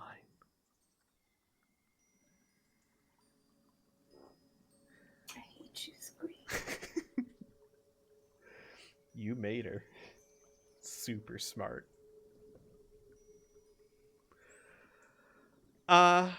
Robin, anything else for the week? No, just strolling around in Ash, playing the avoidance game, keeping Namara busy, studying with Namelia, but starting to distance self whenever Verika's around. She obviously has other things on her. Mm-hmm. Obviously. That'll be something that'll have to be dealt with. Rhea, too. Yeah. Oof. All right. Yeah. Okay. He'll smile at Claire occasionally. They won't address that. I will leave most of that up to you. I don't know if it was a one-night rendezvous or not. He'll just be socially friendly now. Yes. Like, they've actually shook hands and introduced themselves. And she treats you the same way. This one's not so bad. Oh, man. But Rhea didn't know what she muttered, so... Damn it. And with that, we'll go ahead and end this session here. Next session, we will start. I'm not starting you guys quite at the Callow Mountains, but basically we will say that this is the end of the journey into the Cinderlands. And next session, we get to go meet the Shoanti. Yay! So we'll see you all then. Ta-ta. Bye-bye. Bye. Bye.